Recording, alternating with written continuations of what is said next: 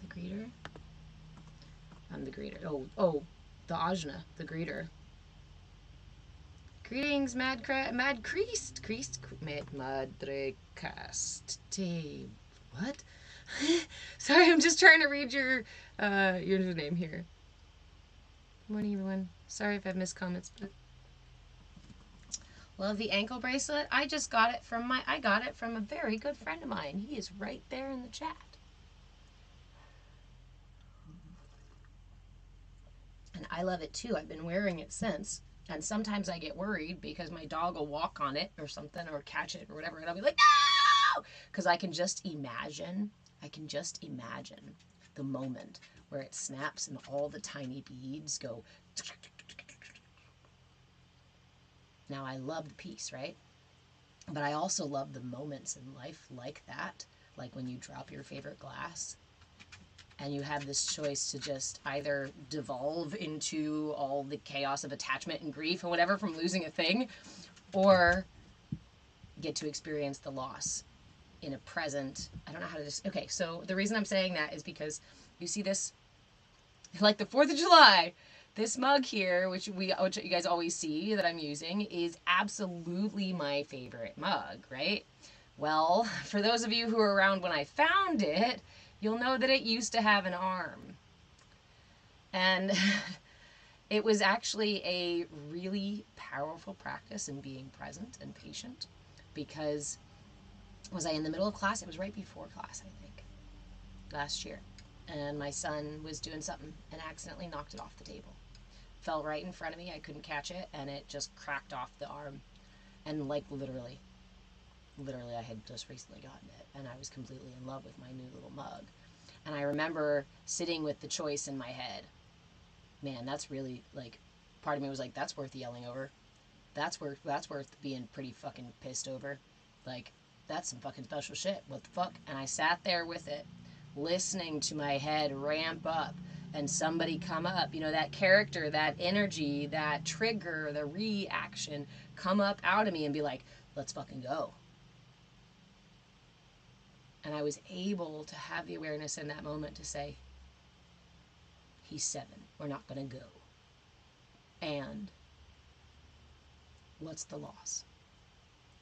And he was there, and he was like, oh shit, I'm so sorry. Be still like broccoli. Kinda. I just kind of sat there in that stillness, and he was like waiting, right? Everybody's waiting for my cup to drop, my head, the words to drop. And I was like, you know what?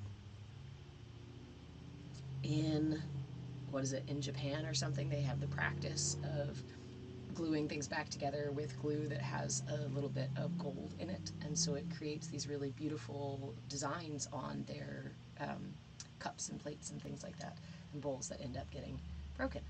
And so I just took that perspective, and I was like, we don't have any gold glue, but we can now see how this is uniquely ours. This is our mug. There's no other one like it, even if there was another one like it. Now, no one can say that this is theirs, right? This is ours. And I remember now the moment that happened. And I also remember now the opportunity I had to respond rather than react. Oh, Eric, the Vans checkered mug. Now I know. He's still mourning the loss of his Yoda mug, I think. Or no, maybe it was the Pikachu. He used to have Pikachu mug that looked like Pikachu with a little arm on it, right? The tail, I think, was the handle and the ears and everything, and that one dropped and broke somewhere. But again, it's a practice, right? It's a practice in being present and in non-attachment. Every day we have opportunities in little tiny ways for these, and that whole concept is like, today is all you have. I've really been integrating as in, like, now is the time. Now is the time. If you're going to do it, now is the time. Today is today. Don't wait for tomorrow to choose to respond rather than react.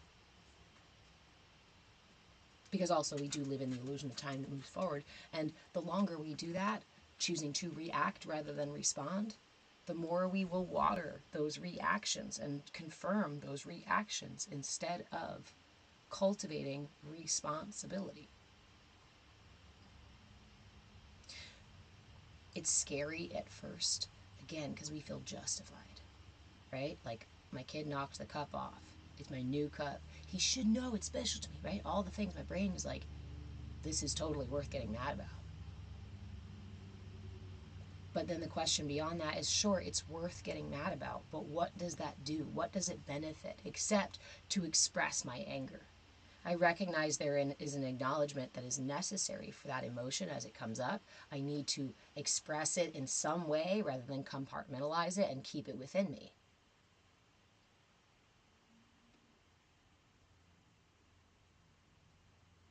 Every day we have these opportunities. And I feel like every day I still go, damn, I wish I could have done that better. Dang. Another day went by and I didn't do that thing. But every day we start anew. Mads, have you ever watched The Messages of Muji? No, I don't think so. Be more wave than particle. Move. Move with the changes, even if the changes are the change in the shape of your mug, or for you, Eric, unfortunately, the change in the gravity of your mug. Right?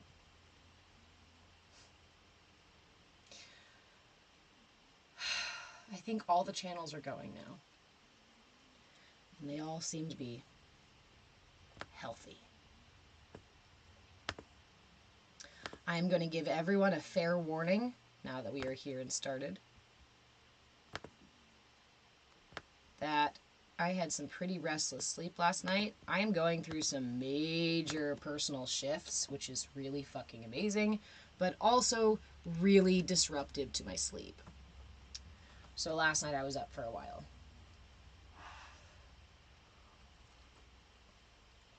Like 3 or 4 hours, actually. I was like, what time was that? Oh, 1 o'clock. And I didn't go to bed until like 4 something, 5 or something like that. So the brain's on a slightly different level today. And I had several experiences yesterday of those moments of quantum shift. When we use mindfulness to shift our experience of our reality on a quantum level, and it gives us that kind of like feelings. Ever been there? No? Just me? Anyway. So there were several of those yesterday where it seemed like time and space rippled in a funny way. So, Mahindra, hello, my friend. Muji is a guru who teaches a lot about non-attachment. We've been talking about non-attachment a good bit in here, right? About non-attachment versus detachment, being detached, being removed, being apathetic, and such like that. Non-attachment is the balance between detachment and attachment. Eric, did you catching the woo-woos? Maybe that's what the whole term woo-woo actually came from. It goes woo-woo. Because it does, because it goes woo-woo. Oh, yeah, you're not sleeping well either. I actually think the Lionsgate might have shifted us in a really interesting way that I know a lot of people are feeling. It was a little unexpected, but also somewhat fortifying. Like, you know, we fortify our system by clarifying our system, by clearing out our system. The way we protect our system is by raising our vibration, right? So when we go through these processes or moments of clearing, times of clearing, it can feel disruptive and hectic and heavy and sticky and all that stuff, and woo. But ultimately, the other end of that rebirthing process, right, is an expansion. And so that's the thing I always try to remember when things get rough, when I feel squeezed, when life squeezes me, it is an opportunity to rebirth myself. I'm in the process of rebirthing myself. It's like with this mug. When the mug dropped and I lost the edge, there was tension. There was justification. There was a squeeze. I felt it in my brain, in my heart, in my gut, right? It was an opportunity for rebirth. Now I could have stayed with the sticky, stuck, squeeze feeling and essentially left myself in the birth canal. Oops, didn't make it out today. Sometimes I feel like we try to move through our rebirthing process, and at several stages it's like, oh, we'll take 2 steps forward, 1 step back, 3 steps forward, 2 steps back, all right, 1 step forward, 6 steps back, fuck it, I'm not rebirthing myself in that way. And then whew, before you know it, the universe pushes you down, or pushes you, through the canal, sort of deal. Down the slide. That's the analogy. Wyatt, hey, good morning. You've dealt with depersonalization your whole life, but now starting to figure out that it may be a gift. Yeah, I'm really interested. I don't know if you are on the neurospicy scale, neurodivergent scale, but I have been looking a lot at, or playing with the thought concepts of the way that neurodivergence and people, those of us who, for whatever reason, have manifested that neurodivergence, having this experience of not really understanding the self in the same way that other people kind of seem to take for granted, right? As well as not being able to fit within the current structures that are ultimately not actually beneficial to our well-being. I have always been kind of one of those people who didn't quite fit in, right? Like, I'm neurospicy in the way that I can do really well, like fawn for authority and things like that. I look like a good kid. But I always would say something weird, or I had odd concepts, or I'd want to talk about spirituality in the universe when I was like 6 or 7, and my friends are like, we like Barbies, right? Obsessing over historical events that were potentially, disastrous, just to understand why and how they happened. So, and also as an energy worker, right? As an energy worker, I've always been highly sensitive. And one of the things that can come with neurospiciness is physical sensitivity. As I talk to more and more, right? As I talk to more and more people who are on the spicy scale, spectrum, these are the people who are already sensitive. These are the people who are already stepping back from themselves, inside of themselves, and saying, ooh, there's me, and there's me, and there's me. Now, that is just a part of, right? Not everybody on the neurospicy does that. But there's a lot to do. Have an increased presence of mind about others and other things, increased sense of empathy because of that increased receptivity.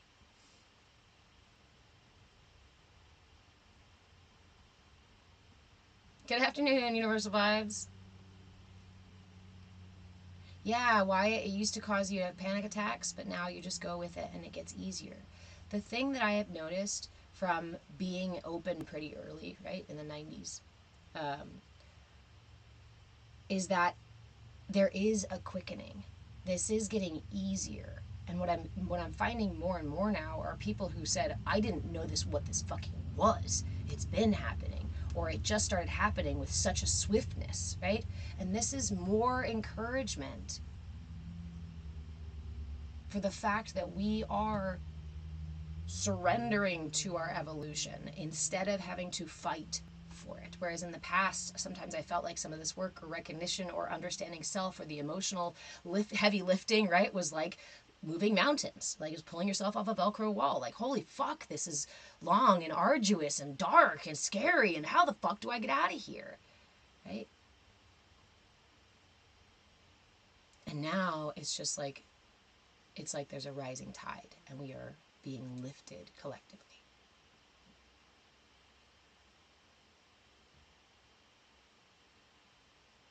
Yes, Eric, I'm more aware of it and learning to celebrate it. And that's just it. Like yesterday, I had several moments where the universe just, like time and space, just went whoa, whoa, whoa, around me. And I was like, oh, okay, we're doing something different now.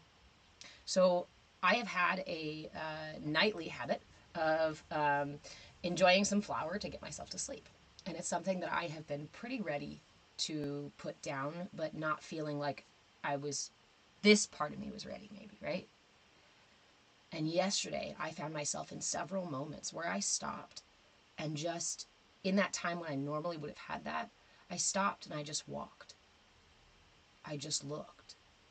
I just put myself in essentially a mindfulness space and was just like, what else is there?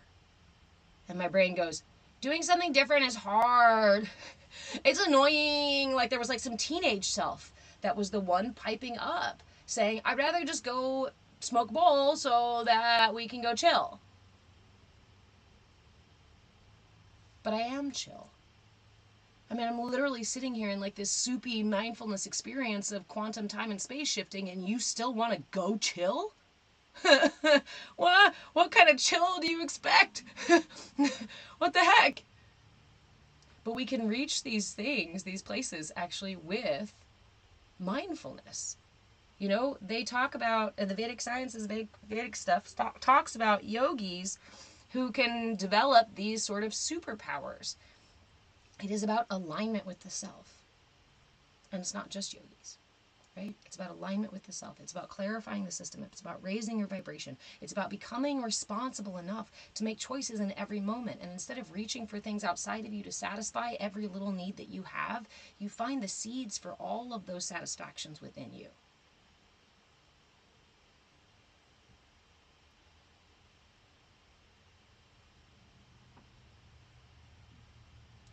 When we cultivate it within, we develop our roots. We develop our core. We clear our vessel, our conduit that is intended to align with the universe. And it's easier than ever. It's easier than ever. So, now that all of that, right?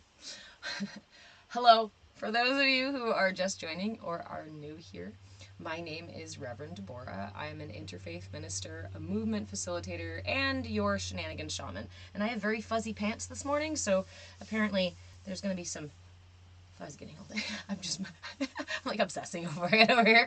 Okay. Home. This is our Bhakti Bites class, and you are here on the Saturday session, which means this is our longer session. On Monday, all week, I go live at 10 a.m. Monday, Wednesday, Friday, and Saturday.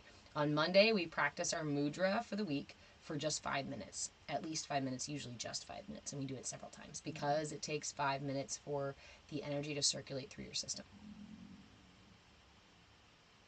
On Wednesday, we practice for 5 to 10 minutes, and we'll add maybe a little breath work or a little bit of visualization or mantra or something. Friday, we do tiny yoga. So we do chair yoga and we incorporate our mudra into that movement. And on Saturday, we do a deeper, longer, bigger meditation. If you are somebody who says they can't meditate, hang out in here. We practice the foundational pieces of mindfulness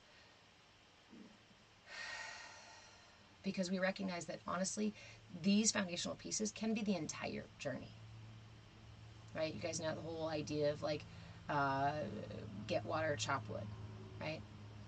Clean the rice every day. Like just having these simple tasks can be the entirety of your spiritual practice, of your mindfulness practice.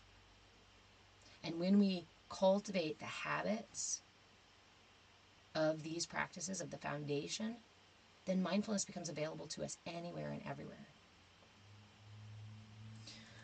Susan Ray, welcome to this space. This is a CAYA space. We invite you to come as you are, and we also invite you to show up with curiosity and willingness so that we can value the perspective that each person holds. We do not adhere to the concept in here that every human is a sinful, bad creature. That is to devalue each other, and so I ask you to limit that kind of talk in here. And feel free to hang out, right?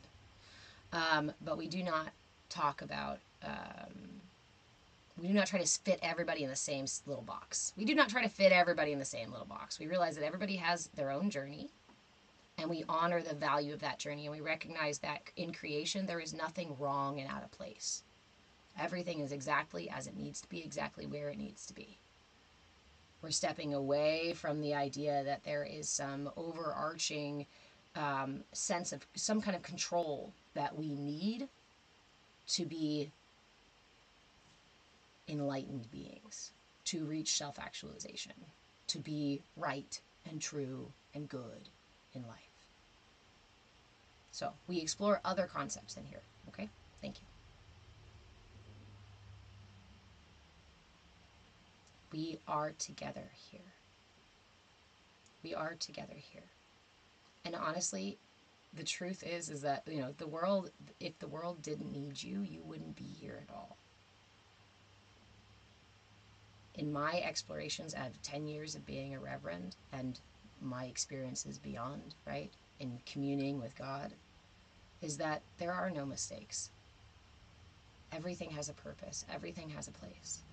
And it is in our ignorance as humans that we paint God to be very human and fallible, and with these judgments and with these control habits and gaslighting tactics. Like we can look beyond the story that is a reflection of just a fraction of the truth, right? That comes from the bigger truth. So, in our, I almost spilled my cup right in my lap.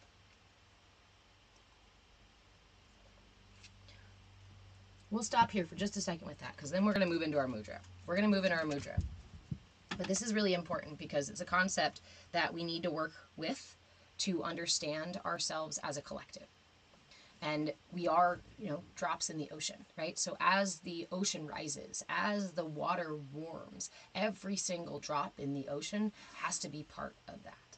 Now, some drops are going to be denser, some drops are going to be lighter, some drops are going to be warmer, some drops are going to be cooler, some drops are going to be north, south, east, west, some are going to, they're all over the place. Just like we are all over the place. But there is a whole to us. And I like to use the prism as an example of that.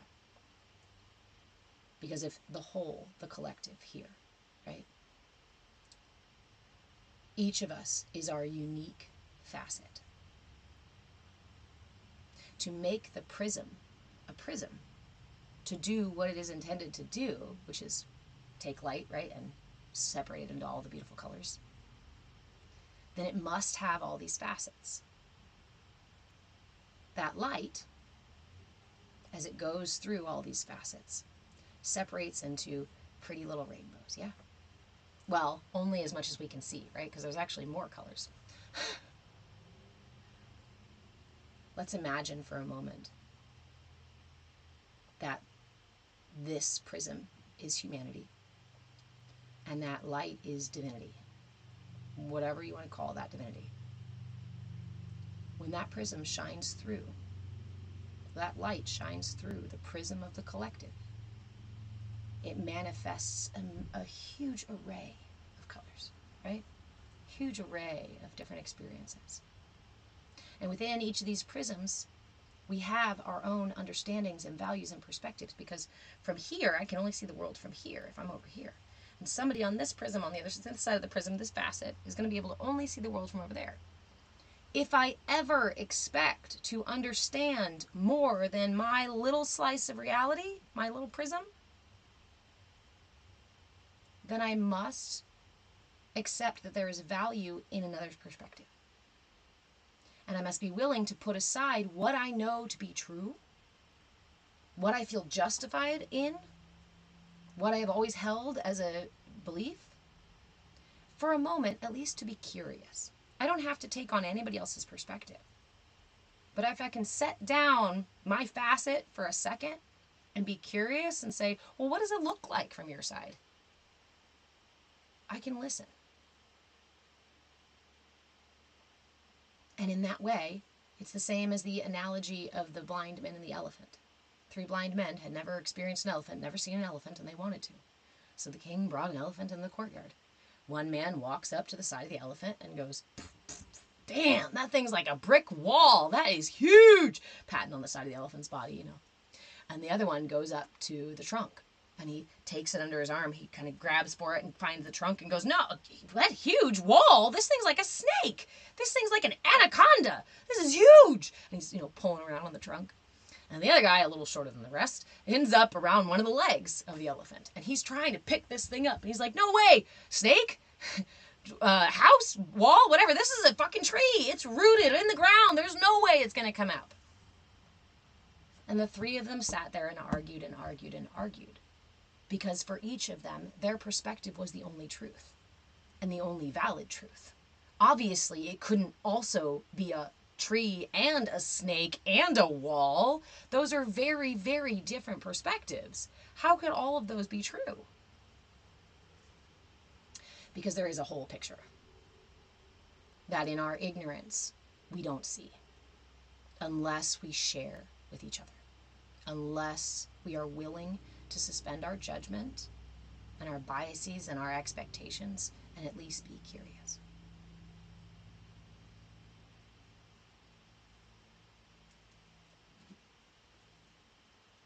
So that is what we do in here.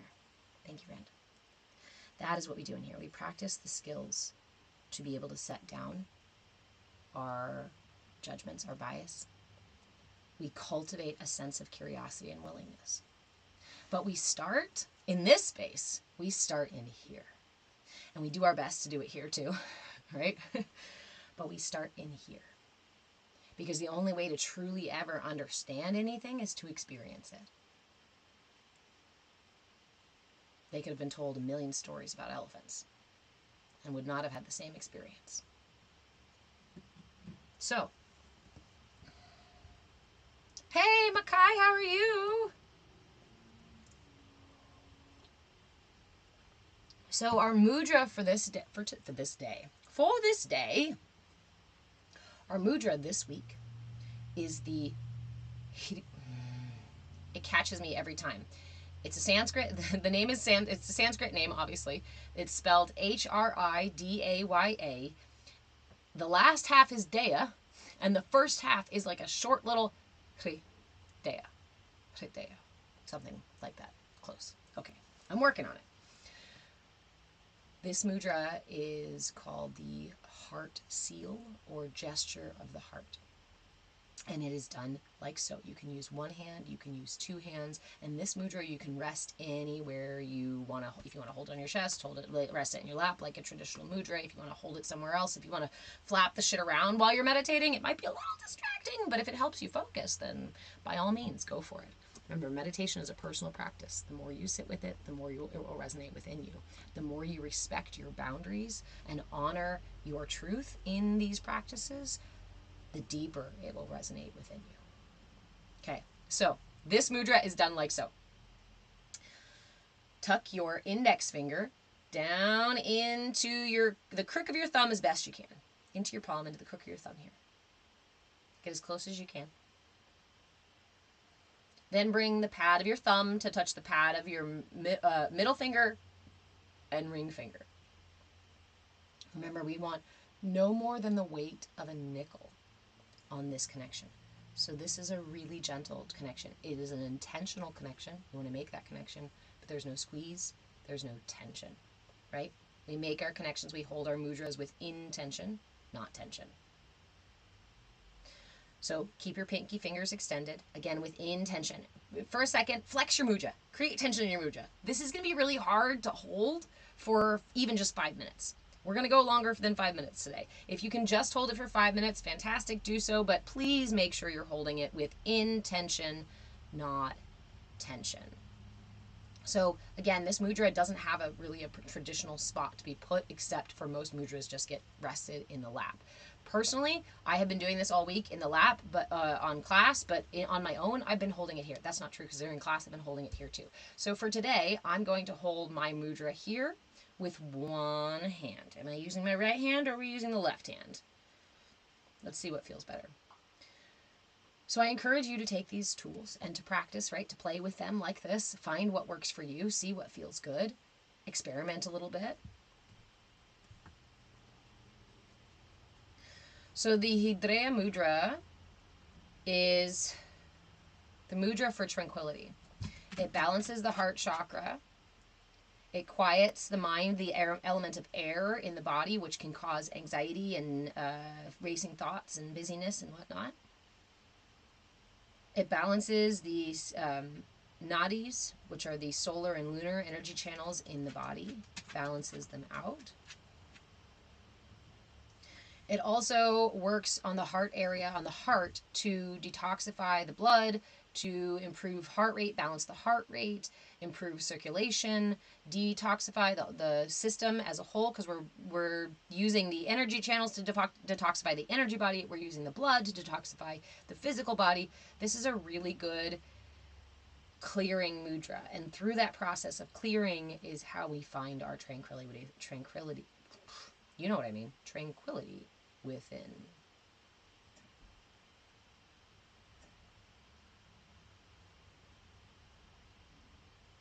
Is there anything else about this mudra that I wanted to share?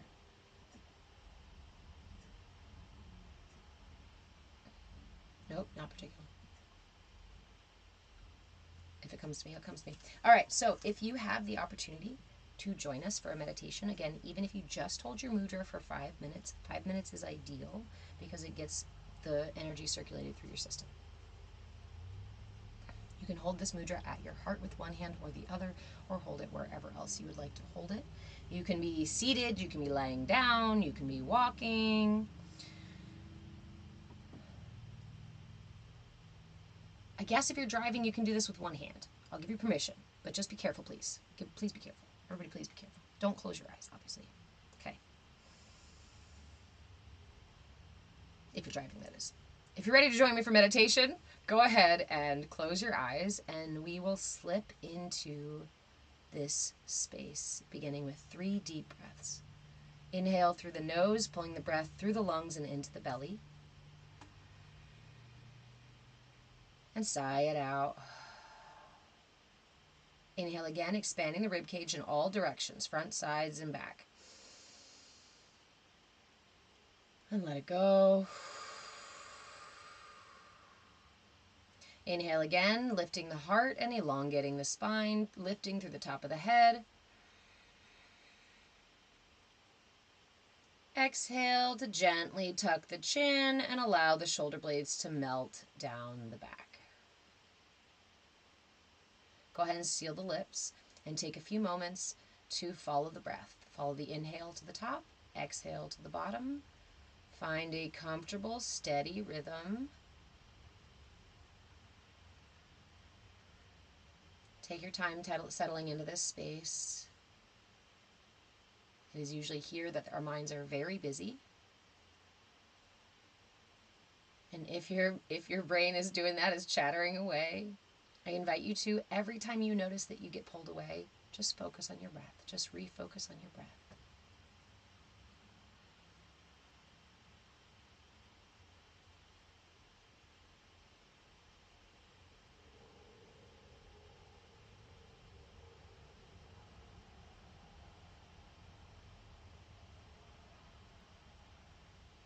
As we practice meditation more and more and take the time to really settle in instead of just closing our eyes and expecting perfect peace, we cultivate the habit in our heart, in our mind, in our body.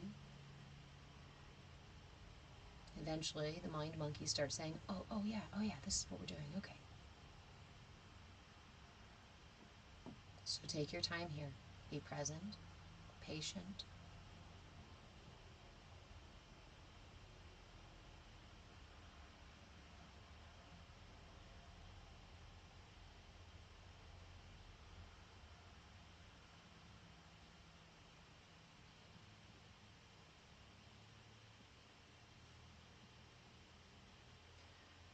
As we start to sink deeper into this space, I invite you to add an intention. If you can visualize, great, use those tools. If not, set the intention and just feel in for the feeling of it happening. So we're going to take a small journey. Well, actually, it's going to be an epic journey, I'll tell you, but we'll get there together. Into our inner landscape. So again, this mudra balances the nadis, the Ida and the Pingala, the solar and lunar energies in the body. The lunar energies are represented by the left side or on the left side of the body, solar on the right. The inhale.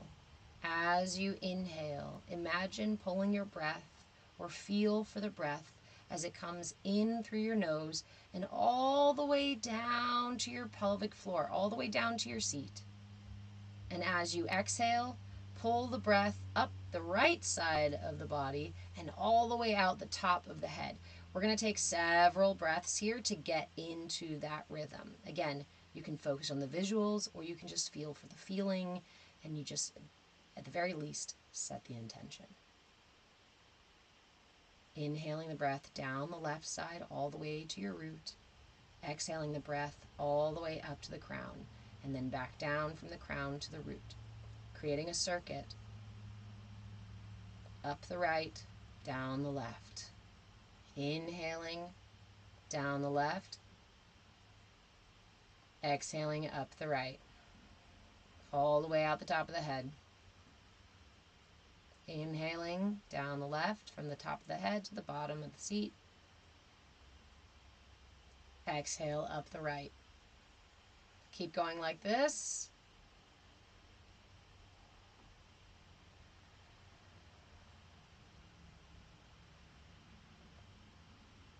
Allow yourself to sink into the practice.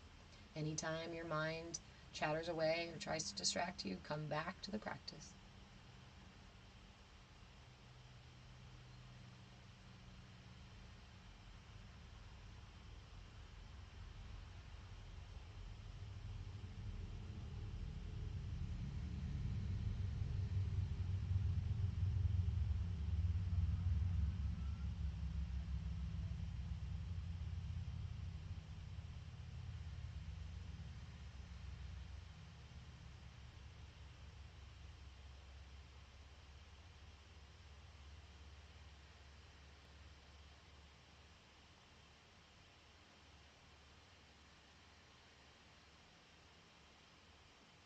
Nice steady breaths, full circles. Inhaling down from the crown to the root, exhaling from the root to the crown.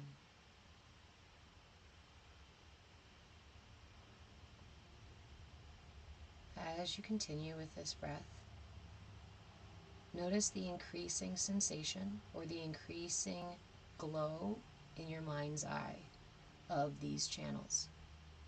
Inhaling down from the crown to the root, exhaling up from the root to the crown.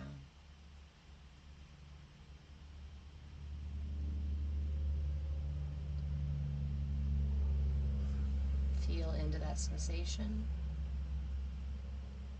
Watch as these nadis, these channels, begin to glow brighter and brighter and brighter within you.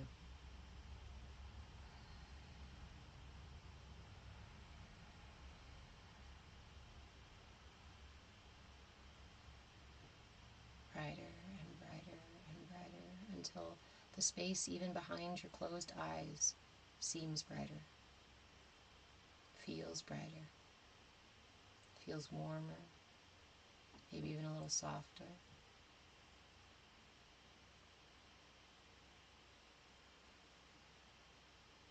A couple more breaths here. Letting that light expand all around you until you are a bright ball of light. Nothing but light. Inhaling the breath down the left, exhaling it up the right, clearing these channels, increasing the flow of prana.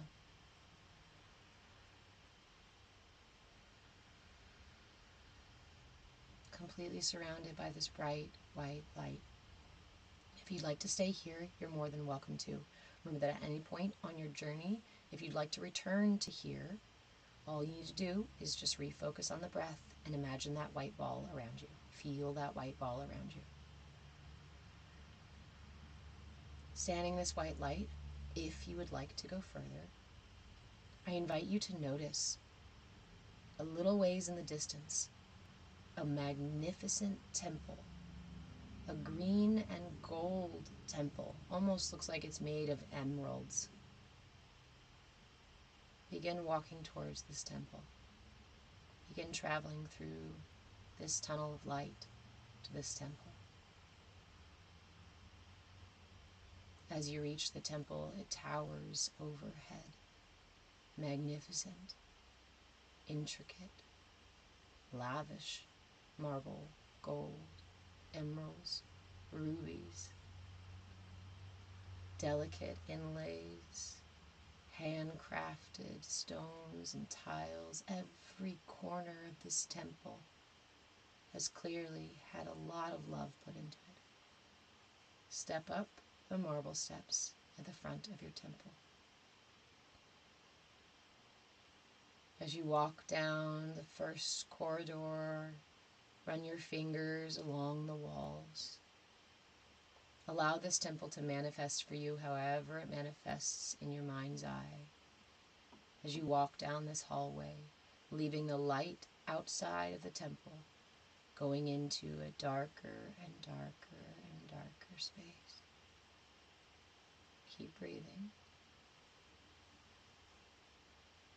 As you continue into this dark corridor, you hear water.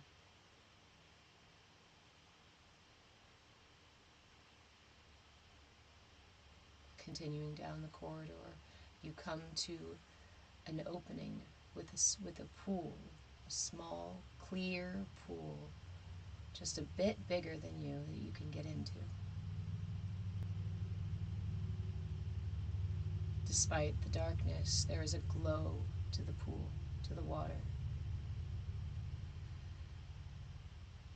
Allow yourself to step into this pool, feeling safe, warm, and nourished as you slide into the water.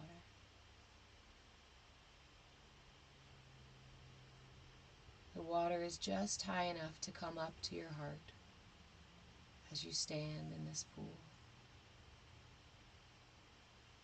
Standing so still in this pool, the only ripples being made are the heartbeat, are the ripples from your heartbeat. Watch the way they echo through the pool and bounce back from the edges to your heart.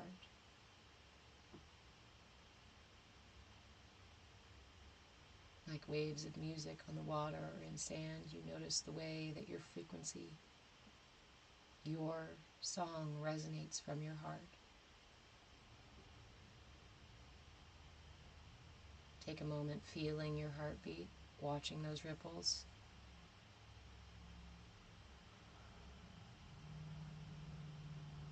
Stay with the breath, slow, steady breaths.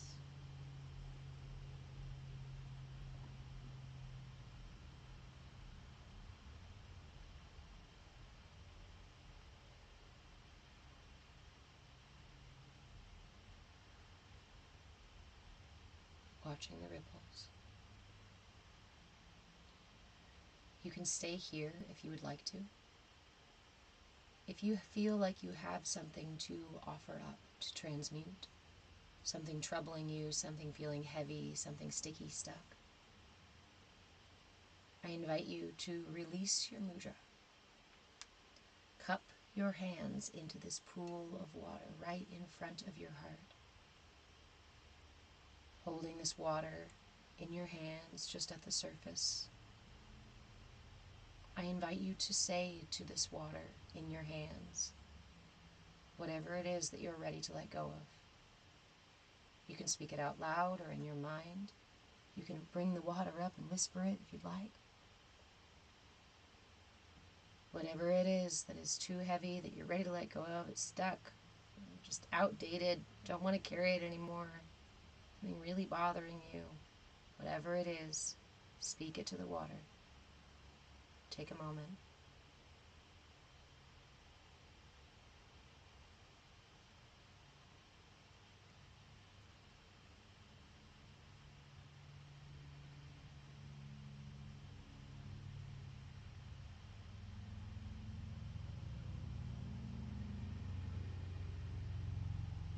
As you speak this to the water, you notice that the water in your hands, it begins to glow. Your heart also begins to glow. The water in your hands and the water in your heart and the water in your hands, glowing brighter as you speak this truth, as you speak this thing, or maybe untruth, to the water. Bring your hands cupped with this water close as you can to your heart center. Tip your fingers up gently and notice the way the water goes into your heart, through your heart center, and down the back, out the back, sending this troublesome filled water through the heart space. It comes out the other side, clear and glowing.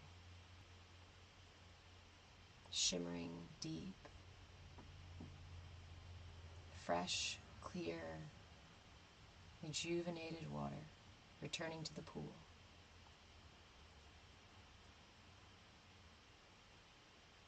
Allow all the water to drain from your hands. Allow all the water to filter through the heart, our transmutation hub, our little incendiary, a temple of transmutation within ourselves. Not by force, not by fire, through acceptance and surrender.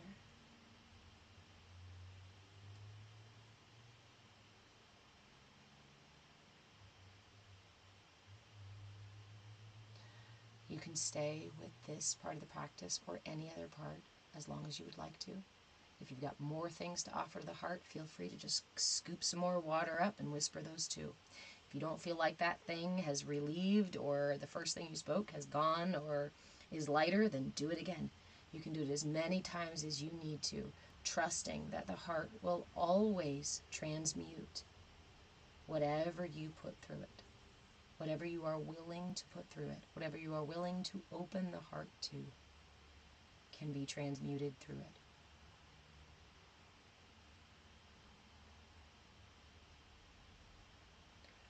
Release your hands. Take a big deep breath in. Hold the top. Exhale.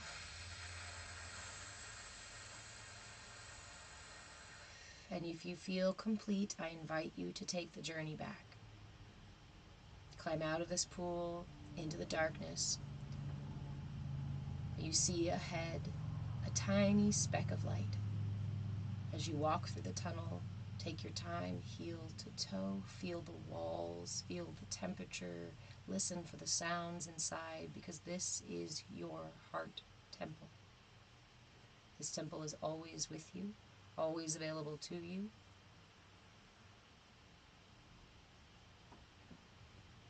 And a powerful place for transformation. Continue walking down this corridor until you come out into the light, that same light, that bright white light, blinding for a moment. Close your eyes and return to the darkness behind your eyelids.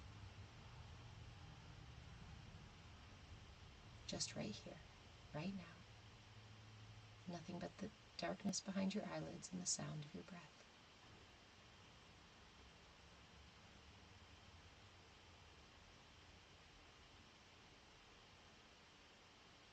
I invite you to offer a gentle smile of gratitude to your heart for a moment. Turn your inward gaze towards your heart, towards your attention, towards your heart. Offer it a smile, offer it a hug, offer it some gratitude for being such a powerful force for transformation and transmutation, for being the center of your being, for being the very thing that transmutes infinity into finite reality so that you can have this experience. That's pretty powerful.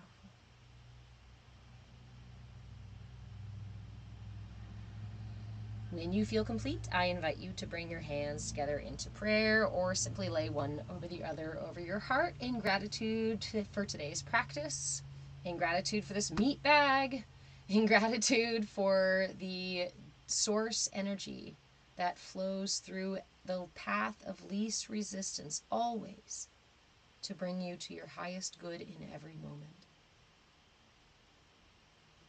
Offer gratitude for the opportunity to surrender to that flow.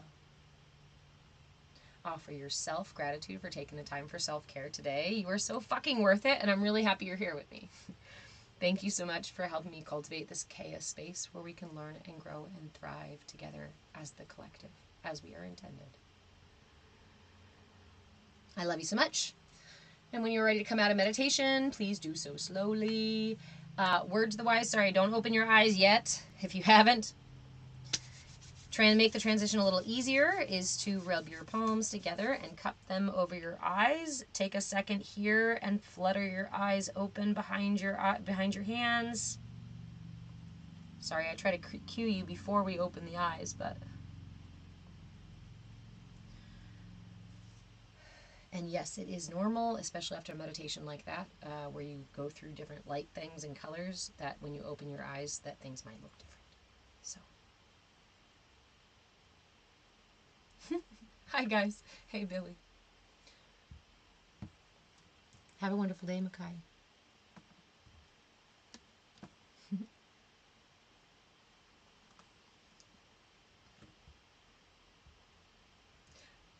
Sven, beautiful.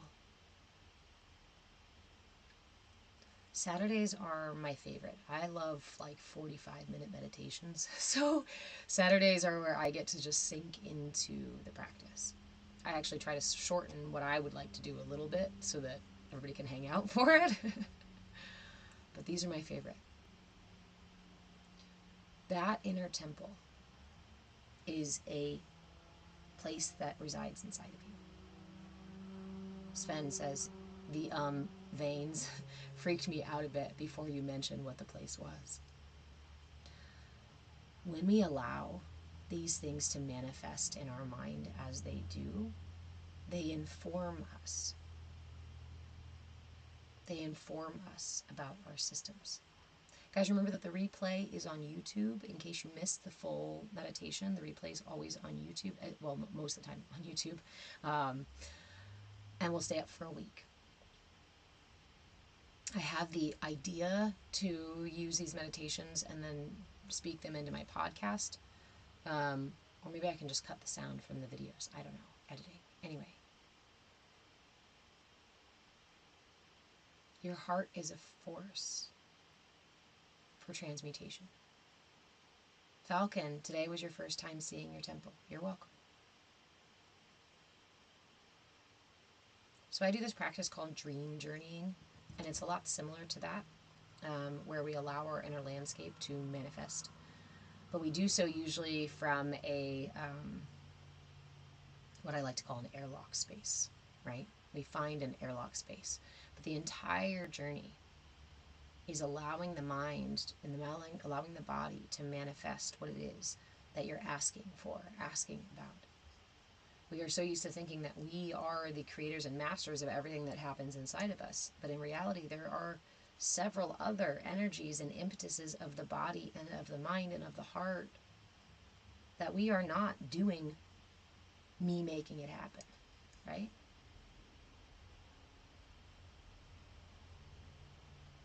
The body actually is quite intelligent, though not always wise. But it is also a delicate and vulnerable place. So we must tread lightly. Whenever you do these journeys or meditations like such, I encourage you to always remember, like I said during this meditation, when you're in that space of bright light, when your being is generating that bright light is your vessel. And it is always available to you.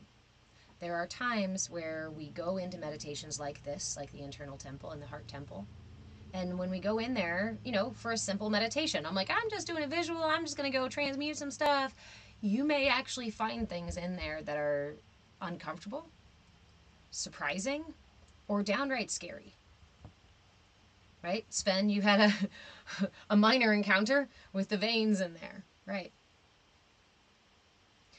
But at any point, if you ever need to return to your body, that is always right here with you. That is always available to you. The same thing happens when we astral project. We keep our vessel with us so you don't actually ever have to be lost from your body. It's really, really important to remind yourself when you do go through these practices that my vessel is here. When I do dream journeying, we create an umbilical cord that attaches to the body as we go traveling. And no matter where you are, no matter what you're doing, when you step back, you can always step right back into your body. Remember, time and space are relative to the observer. We are dealing with quantum level travel in space and time. It is not linear, it is not static, it is not a stage, and it is not as brick wall as this is. It is much more subtle, it is much more delicate. And so it doesn't follow the same rules as a finite reality, right? As this stuff that we see and feel and hear. the duality.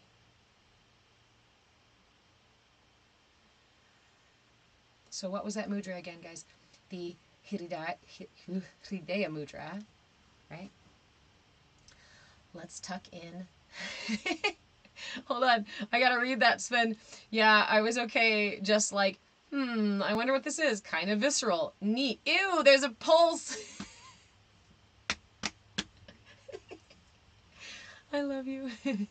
Thank you for sharing your experience.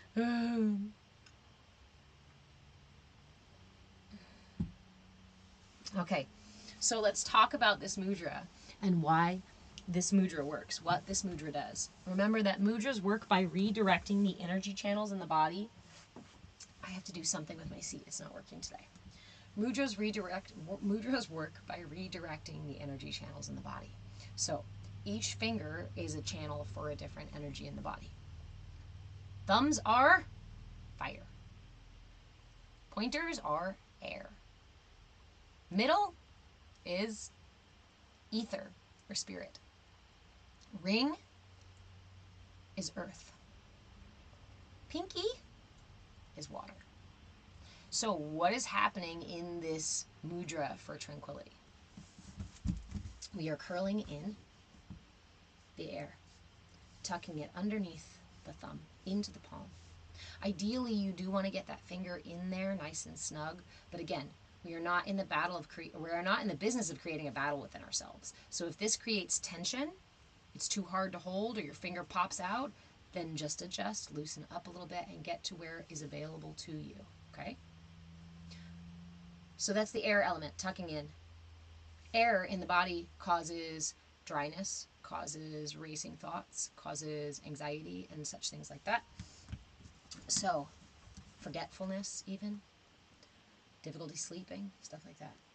So in meditation, when we curl it in like this, we are quieting the whole system. We're quieting air in the system. Imagine the difference between, sitting outside meditating on a really windy day versus sitting outside meditating on a completely still day, right? So that's curling in the air finger here. Then we bring the fire, the thumb, to touch the ether and the ring finger, or the ether and earth. What are ether and earth? Hey, Star Muse. What are ether and earth but the cosmos, the solar energy, and the earth, the lunar energy, the as above, so below, masculine, feminine, right and left, yin and yang energies. So when we add fire to those two, we activate, increase, right? The fire increases, it quickens. We quicken the flow of prana through our nadis. That's what we just did in meditation. We were breathing with the nadis. Inhaling, pulling the breath down the left side, the yin side, all the way down to the root. Exhaling, the breath up and out the crown. So we did a good bit of rounds of that, right? And you can do this with the breath too. You don't even need the mudra. If you're sitting there driving and you want to just imagine inhaling, pulling the breath in through the left nostril, pulling the breath in and down on the left side, and then exhaling it up and out the crown, and then continuing the rotation. That's a really good practice for clearing your energy body, just the whole energy body. If you're ever feeling like the energy is dense where you are, if you're ever feeling like you're in a bad situation, right, or your mood is not great, try that circular pranayama practice. Pashance, experience supernatural demonic, and Jesus saved you. I'm glad that Jesus led you out of that darkness. We can find demons in anywhere in the world. It is the light of Christ consciousness that we seek, that brings us out, that lifts us up, right? Christ consciousness is something that we can all cultivate, something that we can all align with. And in that way, we lift ourselves out of vibrations that could be considered demonic or dense. Rosie. And every day. You like that breath work? Yeah. Stargoat, when the energy is dense. I don't know what you mean. Dense.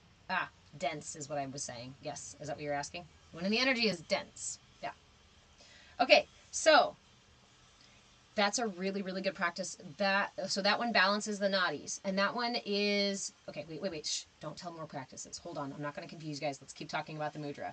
So I have now tucked the air element, calmed the air element in my body. I am energizing the two channels of the solar and lunar energy in my body to clarify and fortify my system. And then I'm leaving the water finger open, the water channel open. Because when you're trying to detoxify the body, drink a ton of water, right? It's one of the first things, only thing, right on here. Water. Energizing your pranic channels. Quieting the mind. This is the mudra for tranquility. Remember that tranquility doesn't come with just being quiet. Because there are disruptions within our system that will manifest again and again and again and prevent us from being able to reach those moments of quiet or at all, much less for an extended period of time. But when we clarify the system, when we clear that junk out of there, it's already quieter in here. And I don't have to do anything to make it quieter in here. This is a really important shift, I think, that we need to pay attention to right now.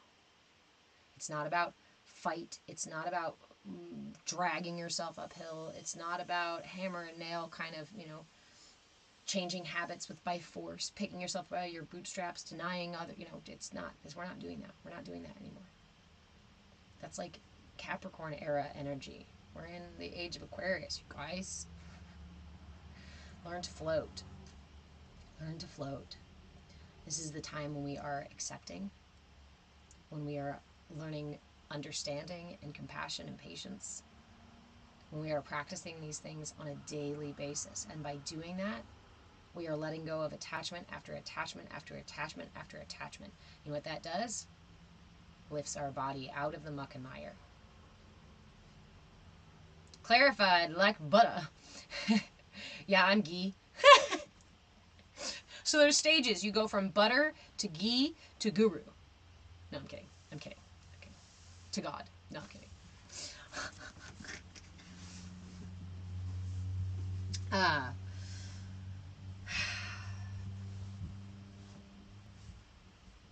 There we go.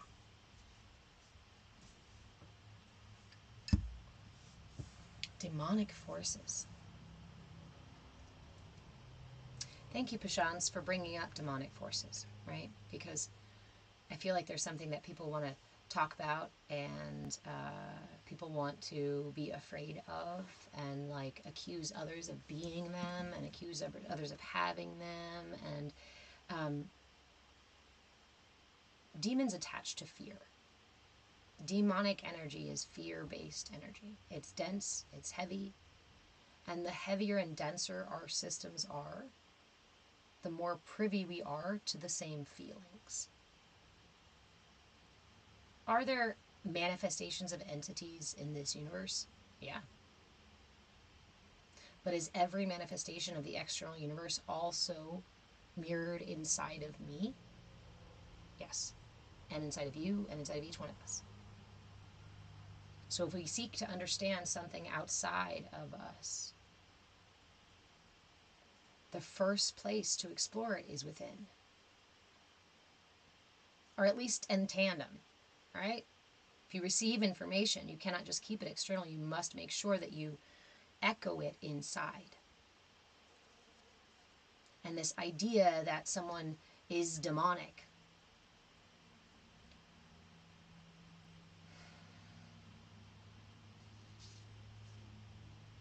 what's the word for that? It doesn't acknowledge the subtle layers of self, internal and external self. It doesn't acknowledge the capacity for choice that we have. This idea that some external entity has control over me or overpowers me or makes my decisions for me is a misnomer. That energy is me.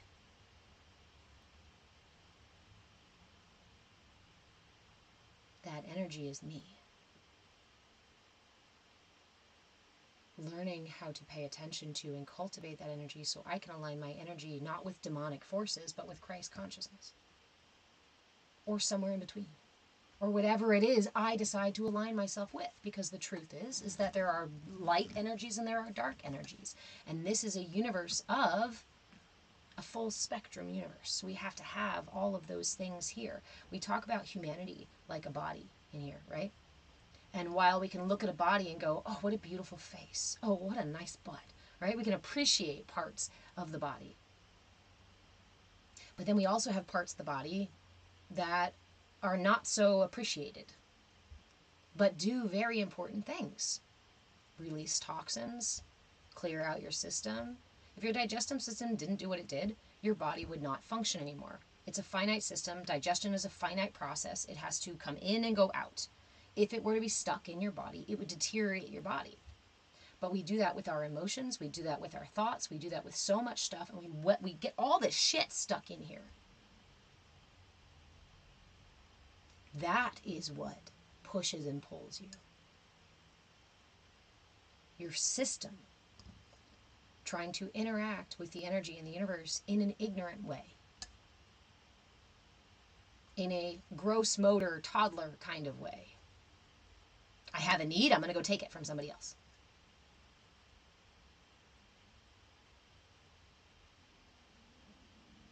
But ultimately, you cannot be controlled by someone or something else if you find the autonomy with it. If you focus on your truth, your authenticity, and your ability, your superpower that is your ability to choose in each moment who you want to be.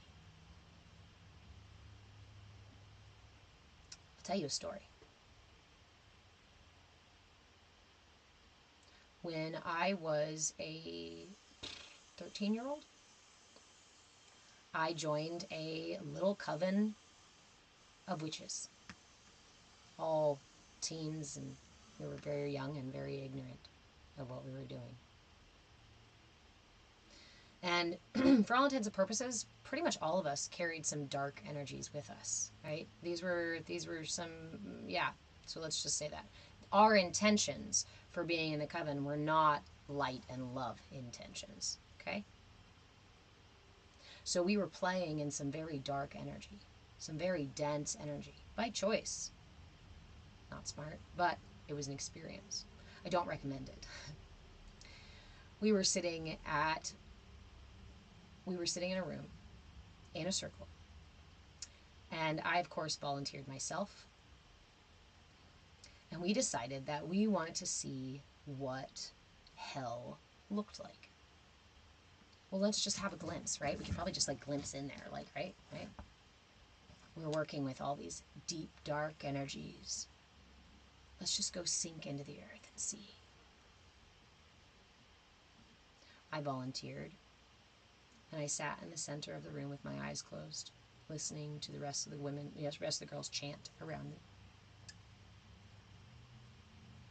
And slowly my toes began to warm. It was a nice, pleasant, warm, like I was sinking into a pool. The feeling spread up my legs, into my hips, into my belly, and it still felt good and felt warm and felt safe and felt soothing. Until it hit my heart. I had never experienced a pain like that. It was sharp, it was sudden, and when I opened my eyes, I was standing across the room and had turned the light on. Nobody saw me get up. The girls were circled around me. Nobody felt me jump over them. In that moment, I believe that it was the connection, the divinity in my heart that prevented me from sinking into that depth of dark energy. Your heart is the center of your being. Your heart is where that flame of divinity lives. Now, I don't say that to ward anyone off of witchcraft, right? But be mindful of what you're doing. Because at any moment, you can absolutely sink yourself into dark places. And the more you play in those dark places, the easier it's going to be for those dark places to come find you. If I am singing the war song of demons, then they're going to come calling to me. But remember, this is an instrument. So I don't have to be even singing it out this way. But most of the times we do. If my energy is resonating in fear, in judgment, in shame, in guilt, in arrogance, in these dense, dark, lower energies, then those energies are going to gather around me. People who like to be in those energies are going to come closer to me. People who know how to use those energies and use them to their benefit are going to also use me within those energies too. This is why we enlighten the being. Again, not from a dogmatic, you have to follow this exact path to reach enlightenment, but from a practical, the denser, darker the energy is, the more you're going to cultivate.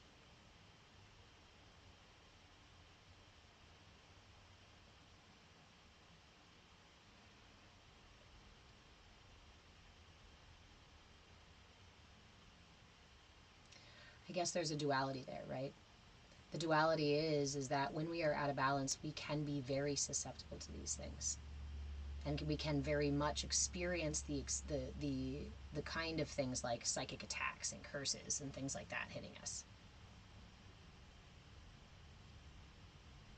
But the paradox is that the system can be risen out of the way of all of that. Yes, we can totally experience them, and when we're in that place, they are very real and very manifest. Because we are co-creators with our reality. If we are experiencing it, we're going to manifest it outside of us. So the question is, what are you choosing? What are you choosing in each moment? When you speak, do your words come from light? Have you looked into your own shadow to find the dense energies there that can and will manifest through your words and through your energy and through your actions? Why do I keep calling these shitty relationships to me?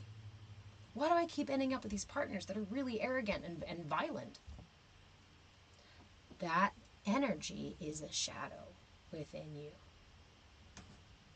Does it mean it's your fault? Let's not do that. We're not victim blaming. But we can take responsibility. I was a victim for a long time. I was happily a victim. I felt justified in being a victim.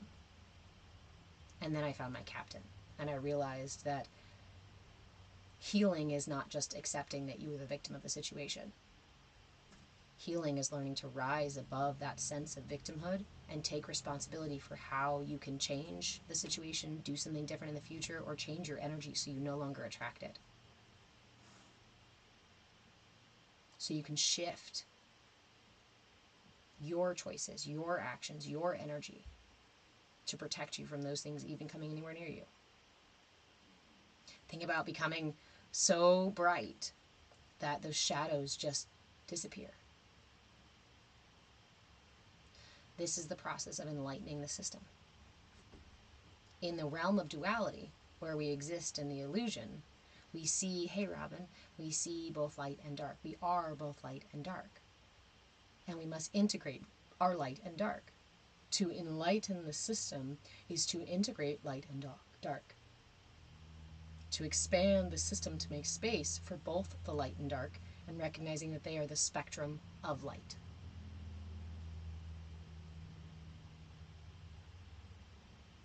We sometimes think about the darkness as like a bad thing, right? But technically, the darkness is where you came from, whether it be the cosmos or even just the womb. At some point, the darkness was a safe womb, was a place where all your needs were met and you were taken care of, which is why sometimes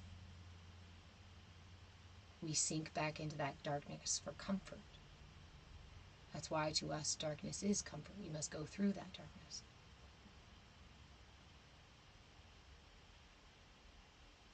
Robin. Oh, interesting. Why does it seem my light is so bright that it casts a shadow on me for some people? I don't know if, let me see, hold on. I think let me try to conceptualize of what you're talking about. I think I know what you mean.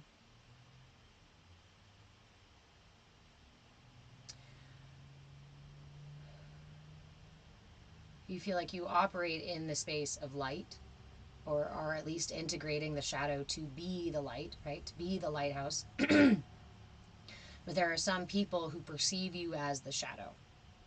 Yes? If so, it is not because you are...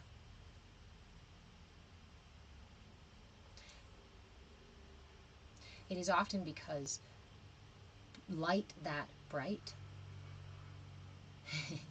light that bright cannot be, it's too bright.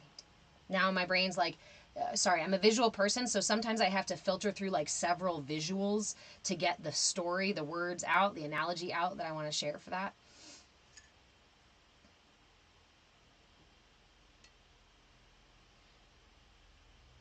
Sven, yes, sounds like a perspective issue for them, not you. It is about the observer, right?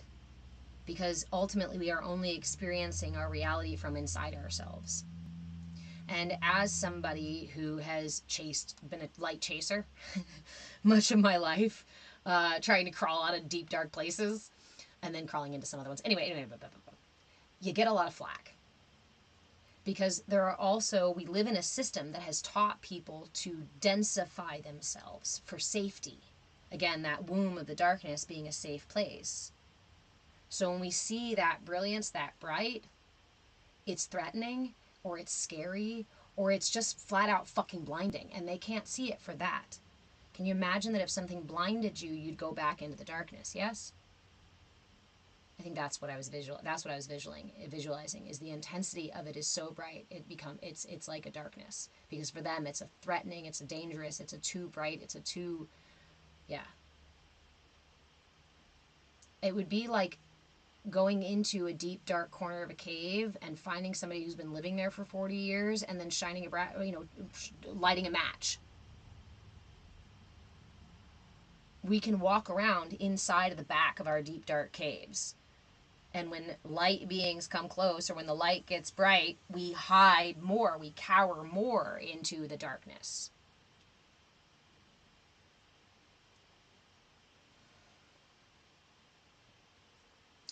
Pashance.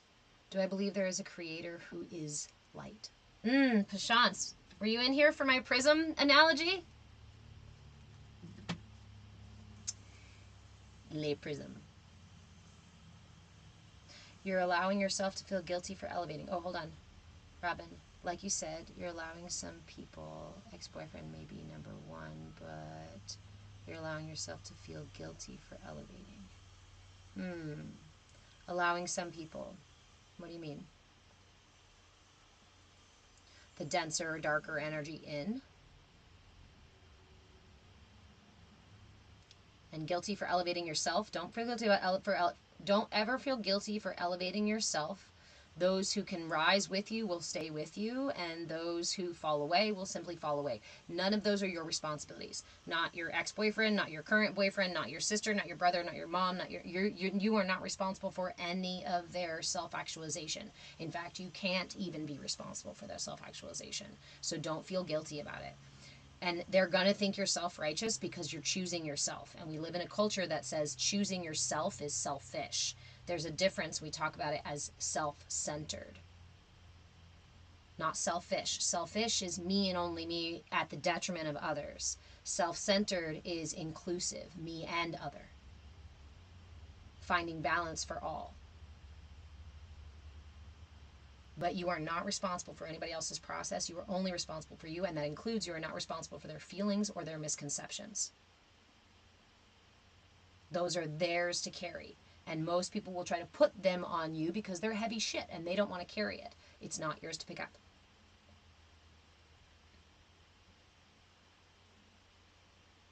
We all have Christ consciousness available to us. Christ consciousness is something that's a state of being. We are all, it's available to all of us. It's not a place that we're like, yeah, unless you're Christ, you're not born the Christ, right? The Christ is an individual who is within that, who is in that consciousness, came to share those things with us. We are in a time now where we are each evolving into our individual Christ consciousness. Okay. Hey, Lauren, how are you?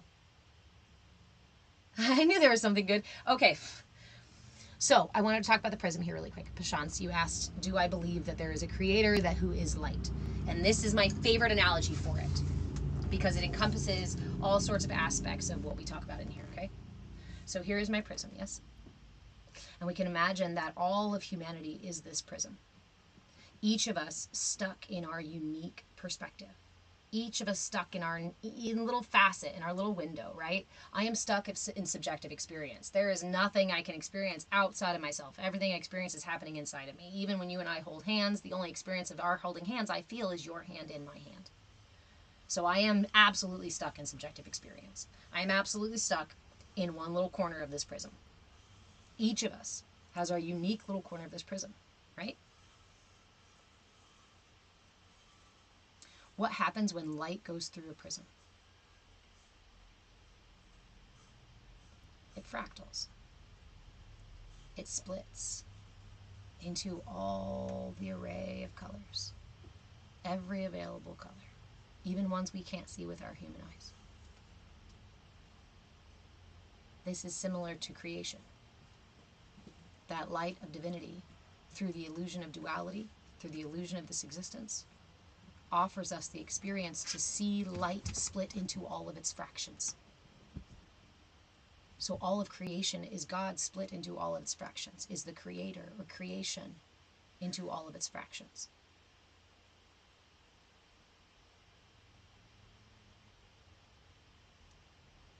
We are children of God because we are of God. Christ is the Son of God because he is of God too. Because he was privy to Christ's consciousness and able to share it with us. A state of being available to each of us. A home to God. Because God does not exist somewhere way over there in some singular place that, like, you gotta telephone the guy, talk to the priest to get the message across. One of the gravest misdirections in this world is to say God lives way outside of you.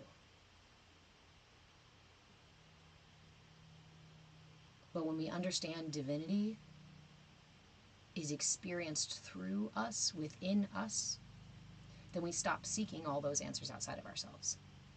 And we start to find the truth that exists within. Light itself is creation. Your consciousness itself is light. When you focus your consciousness on something in creation, you change it. Quantum mechanics, quantum mindfulness. Space and time are relative to the observer. The observer is light. Light is divinity. We are fractions of that light, all one and the same.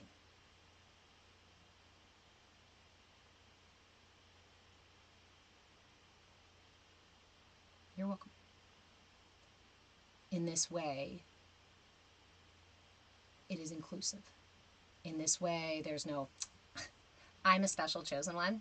God doesn't love you as much as God loves me. Or those things that lead, other things that lead you to arrogance of like, well, I am a true believer, but if you don't believe the way I believe, well, then you're not a true believer. What is that but divisiveness?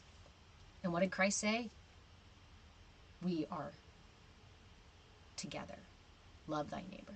We are not isolated and separate in that way. It is not the divisive rhetoric that we must consume, but that is exactly what we leave behind. And this world right now is operating on a lot of divisiveness. A lot of divisiveness. Why? Because the frequency is raising. Because the energy is evolving. Because the ocean itself is raising. Here comes the deluge. The collective raising their vibration. Lifting the level of creation. Expanding. To rise out of the dense, dark duality and into unity. But many people will cling to density.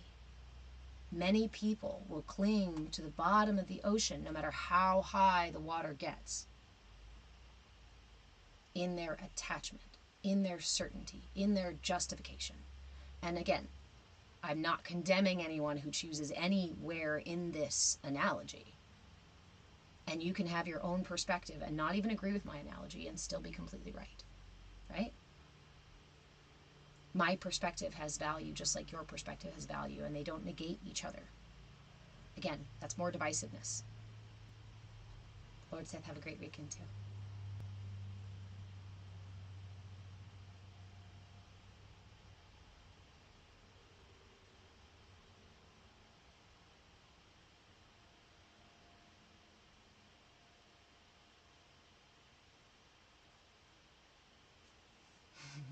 Robin, you're okay. I just can't get to everything all the time. So, words. Robin, we have a Discord space. If you'd like to talk more about this kind of stuff, if you'd like to dig into these analogies and play with them and unpack them and talk about them from various perspectives, share different perspectives, and join a community of people who are considering and exploring these things from a place of curiosity and willingness to recognize self and other value from an inclusive way, then come join us in the Discord. The link is in... No, you're okay. Don't apologize for the chat bomb. The link is in my bio. It's Linktree at Move with Change. However you do the Linktree, Move with Change. There is a free link for the Discord space. The Discord space is what I call our CAYA courtyard, because that's the courtyard around our inner temple. We do have group coaching and private coaching and other things like that that happens inside the inner temple, but mostly everything is available in that CAYA courtyard. I like to have the courtyard because with social media, we still have a pretty public space. It's like we're sitting in a park talking about this stuff, right? So anybody and everybody comes by. When we move it over to the courtyard, we have a little bit more of an enclosure so we can talk more at length, and then we're not being watched by Big Daddy and all these other things, right? So, if you would like to join the Discord for free, the link is in my bio, Linktree, and if you would like any level of membership, they support my ability to keep offering this teaching tools, talking for free, and they also get you into group coaching, get you the replay archive, get you private coaching. All of that stuff is available through the Linktree as well. I don't like to spend too much time talking about it because we're here to share tools, to talk about these concepts, to share our ideas, and to essentially examine the elephant, right? So that we can all see the full perspective.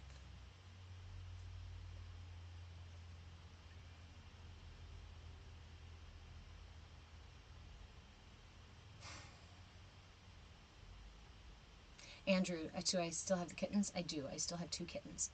Well, 3 kittens, but I think we're going to end up keeping one of them. Kittens. Facets. There is a book called Jonathan Livingston Seagull. No, Illusions. It's Illusions. And it's written by Richard Bach. If you're interested in a really beautiful exploration of some of these concepts, it's a really nice book. It's only this big. It's fun to read. It's called Illusions. Hey, Thor.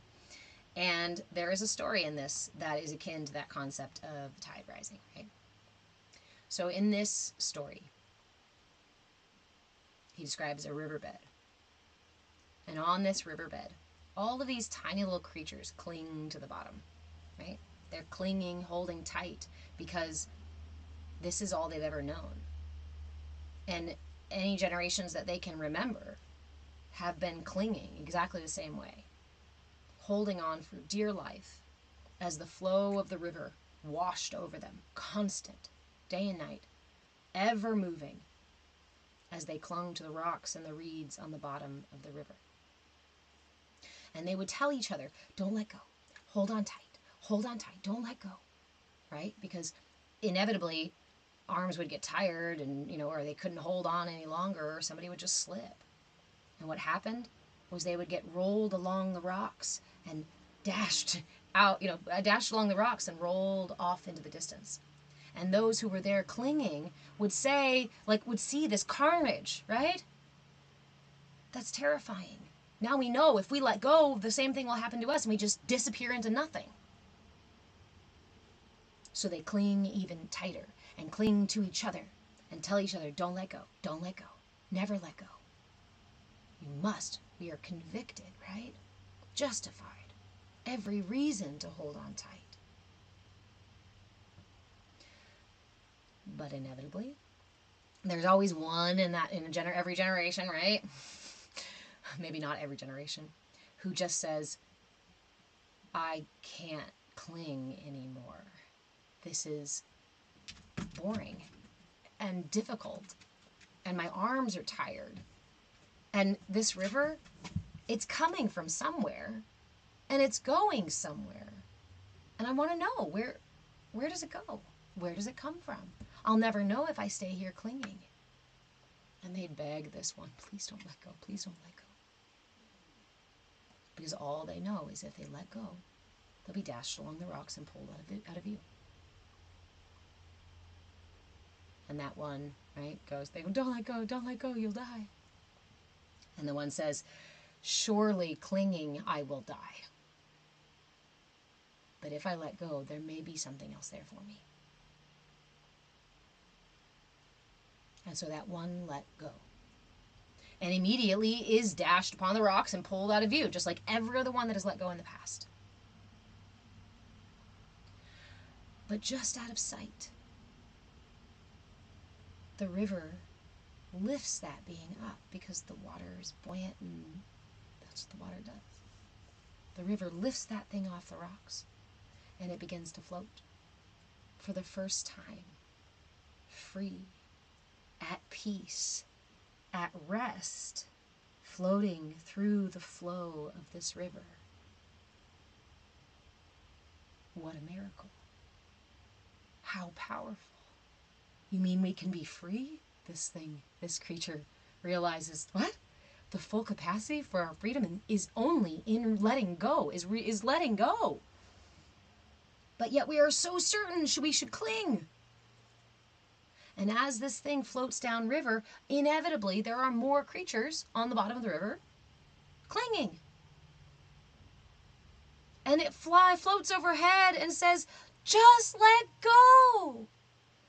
All of you can be like this. All of you can be in line with this flow. All of you can be risen out of that clinging if you just let go, if you so choose. And of course they'd scream Messiah and tell story after story after story after story about that one that they saw, all the while clinging, believing themselves to be different than that one.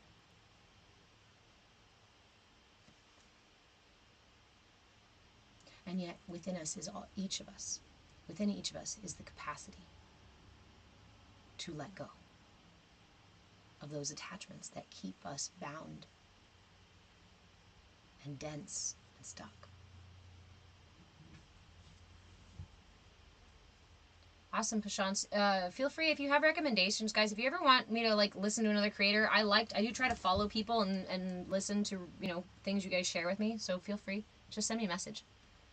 I don't take notes. I can't see the chat afterwards. But I love this story because it reminds us that, yes, Christ was a powerful, wise, insightful person who had an understanding that is available to all of us. And yeah, some of us do come into this dense reality with some special woo-woo stuff that we are as uniquely ours, right? The Buddha had a unique frequency, unique energy that allowed him to take the path that he took. Christ, same. As with many of the others. These gurus are that which leads you from darkness to light. The term guru means that which leads you from darkness to light. And ultimately, while you can take advice from other people and share perspectives and read stories and books and listen to talks and, do all this stuff, ultimately, from as many gurus as you'd like to find, you can follow one guru or a million gurus. You can read all the things. But when it comes down to it, the person making the decision is still you. If you go to a guru teaching you meditation, and you sit in meditation, and that guru says to refocus, to focus your attention on the tip of your nose. If you don't focus your attention on the tip of your nose, there is nothing your guru can do for you, is there? Because your guru leads you to the guru within you. Christ leads you to the consciousness within you. The Buddha leads you to these things within you as well. The most profound truths we've ever received as a collective have been the ones that tell you to turn within and look at the truth and the power and the strength and the freedom within you.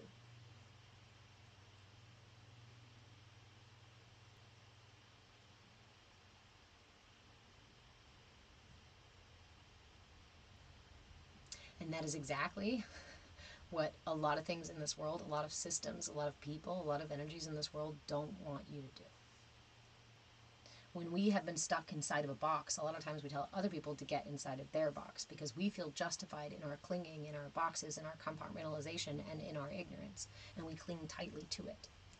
And we refuse to look outside of it. And if anybody looks outside of theirs, then we call them bad and sinful and wrong because they challenge our justification. But again, it's a justification I have chosen. It's not their fault that I chose it. And it's not my place to choose anything for them. Remember, I am stuck in subjective experience. There is a reason we are stuck in subjective experience. There is nothing that you can experience outside of yourself. The wind is a sound in my ears and a feeling on my skin.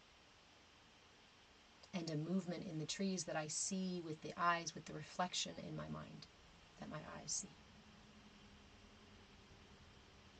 Every sensation I feel happens inside of my body. Or at least in my energy field too, right? Some of those. But essentially within me, within my system.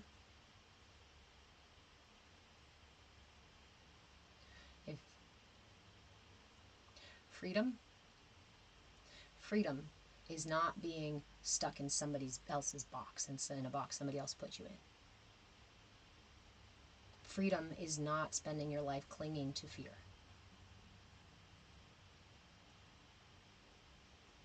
Freedom is not denying your truth and just following what other people tell you to do because they told you to do it. Freedom is not being the victim, but learning to take responsibility. Freedom is not being pushed and pulled by everybody's emotions and energy and, somebody says something snarky, somebody else is having a bad day in the grocery store and they say something rude and suddenly you have a bad day too. Well, you can either accept that energy or not, but it's your choice. And oftentimes, because we don't know how and we're ignorant of it, we just accept people's energy and we accept it as I had nothing, I couldn't do anything about it. That person was in such a bad mood, they ruined my day. You let them ruin your day because of their mood? I had no choice. Well, argue for your limitations, and indeed they are yours. Okay. Argue for your limitations, and indeed they're yours. Again, I'm coming from a place of doing these things, of having done all of these things, of having fought for my attachments, and having clung to my ignorance, and having feeling justified for being the victim, or for allowing my whole day to be ruined by somebody's poor decision. By somebody's just decision. See, it's a judgment again when I call it a poor decision. Who knows? That could have been the best fucking decision that they could have made for themselves in that moment. And I just chose to take part of it and hold on to it for me. Not even mine. It would be funny if you went to somebody else's birthday party and took one of their gifts and opened it up and wore it. And it didn't fit you, right? My analogy is always like the bright pink neon itchy sweater that's 3 sizes too small. I go to somebody's birthday party and I take that gift from them and I put it on and I go, God, this ruins my day. This is terrible. Obviously, you wouldn't do that. It seems really silly when you talk about it like that. Yet, energetically, that's what we are doing. Other people are experiencing an energy, and so we go in there and we're like, give me some of that. Ew, gross. Why is this all over me? I mean, you decided to pick it up and put it on. Or you didn't know how to not pick it up and put it on. Because what we're taught in this culture is to pick it up and put it on. You tell me I'm supposed to be this way, pick it up and put it on. You tell me I'm supposed to do things like this, pick it up and put it on. You tell me I'm supposed to believe this stuff, pick it up and put it on. And before you know it, I am under layers of things that don't fit, that are too heavy, that are awkward and uncomfortable, and some of them fucking hurt. I think of like the habit of binding feet, right, in other cultures. Literally binding our energy, binding our personalities, binding our truth, binding the divinity within us from the full authentic experience that it's here to have.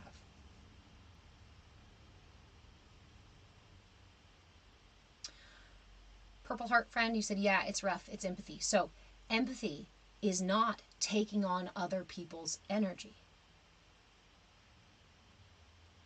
Empathy is being able to experience other people's energy. It is not the same as taking it on and owning it as yourself. And if you're experiencing other people's energy, then it's imperative that you learn to balance your energy system so that their energy doesn't come in like a bunch of punches. Again, the collective is raising frequency, the collective is evolving, and it's really powerful and beautiful, and a lot of people are suddenly accessing energy work. Energy, the energy within themselves, feeling energy of other people, suddenly putting hands on people. Let me encourage you by saying that if any of these energetic processes that you are going through are heavy, dense, tiresome, exhausting, painful, then there's work that you need to do with your system to clarify. It's not that energy. It's not their energy fault. It's not somebody else's fault. It's not just that I'm an empath, so there's nothing I can do about it. Nope, that's victimizing yourself again. I can perceive things without having to touch them. Your energy is the same. I can perceive things without having to put them in my energy field. My energy field and my body are finite systems as well. Which means everything that comes into my energy fields is intended to also pass through my energy field. Just like everything goes into my body is intended to pass through my body. But again, energetically, emotions, other people's words, other people's daggers, all this kind of stuff we hold inside of ourselves.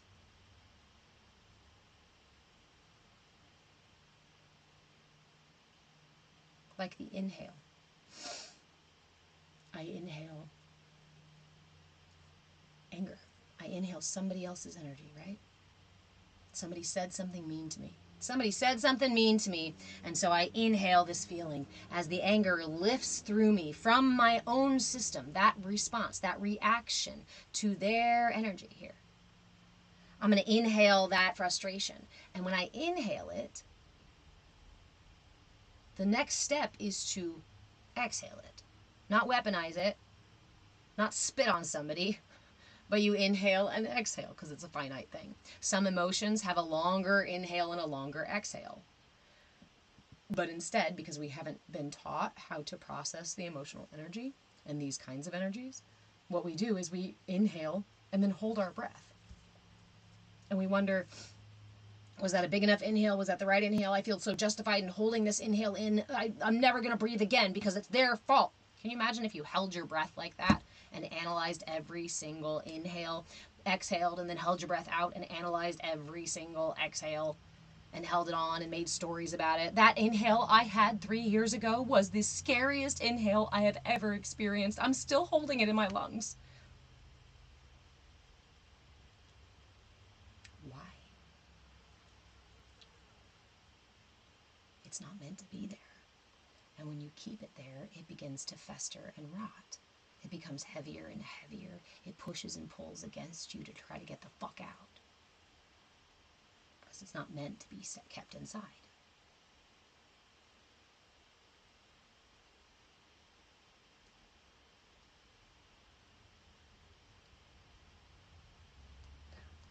Purple Heart, you pick up all the energy. It's exhausting. How to not pick it up.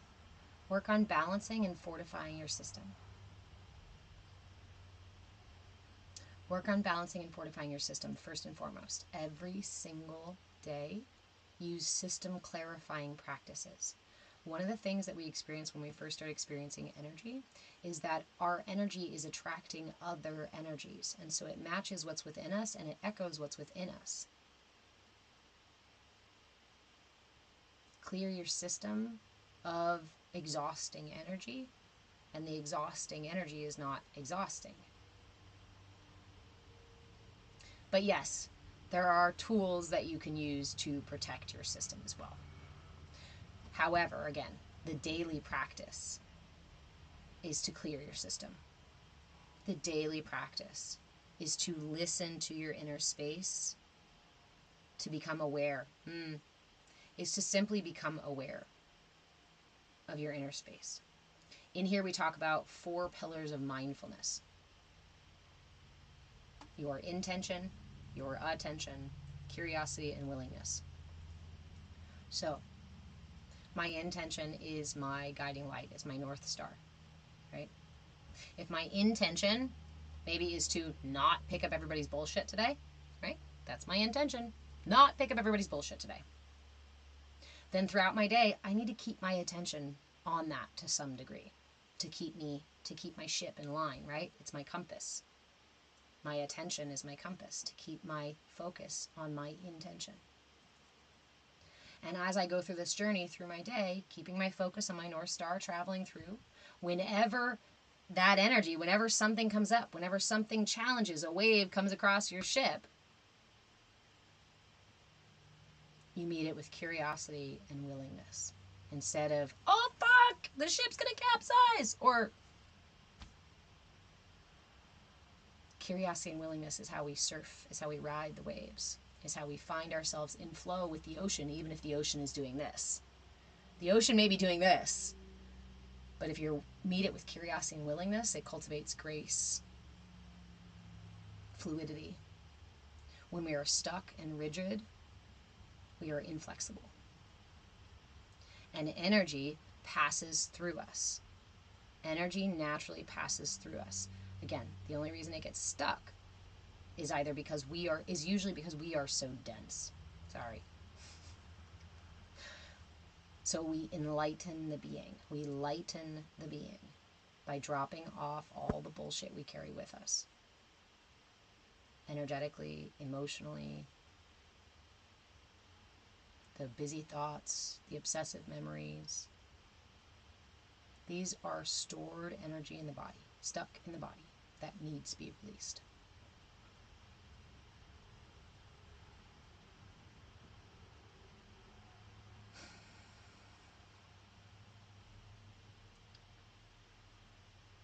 So, I can offer you a mudra though, my friend.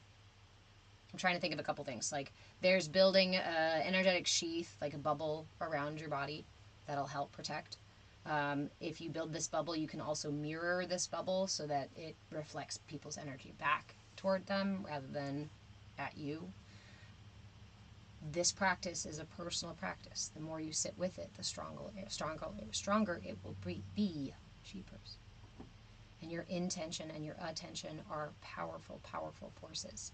So the more attention and intention you give the practice of setting yourself a force field of protection around you, the more powerful it will be. Now, as you do it over time, yeah, you get to a point where you can go, is it still there? Yeah, it's there. Okay, cool. But it still requires a level of intention. What's magic about magic and prayer and mantra and all that is intention. Your attention and intention. I could be saying mantras, but if my attention is somewhere else and my intention is to do something nefarious, I am not going to receive positive benefit from that mudra quite the same way as if I had my intention and my attention aligned with that mudra or mantra or whatever it is, whatever I was using. Your attention and your attention are powerful, powerful forces. We need to learn how to use them.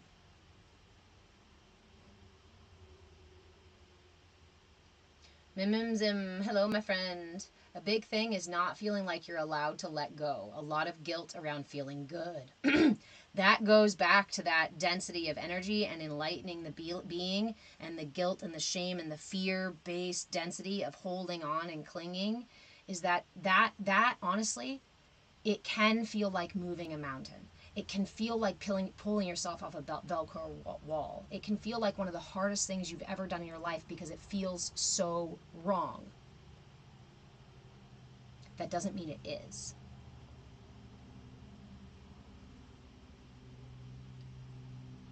The more times you do it, the easier it gets.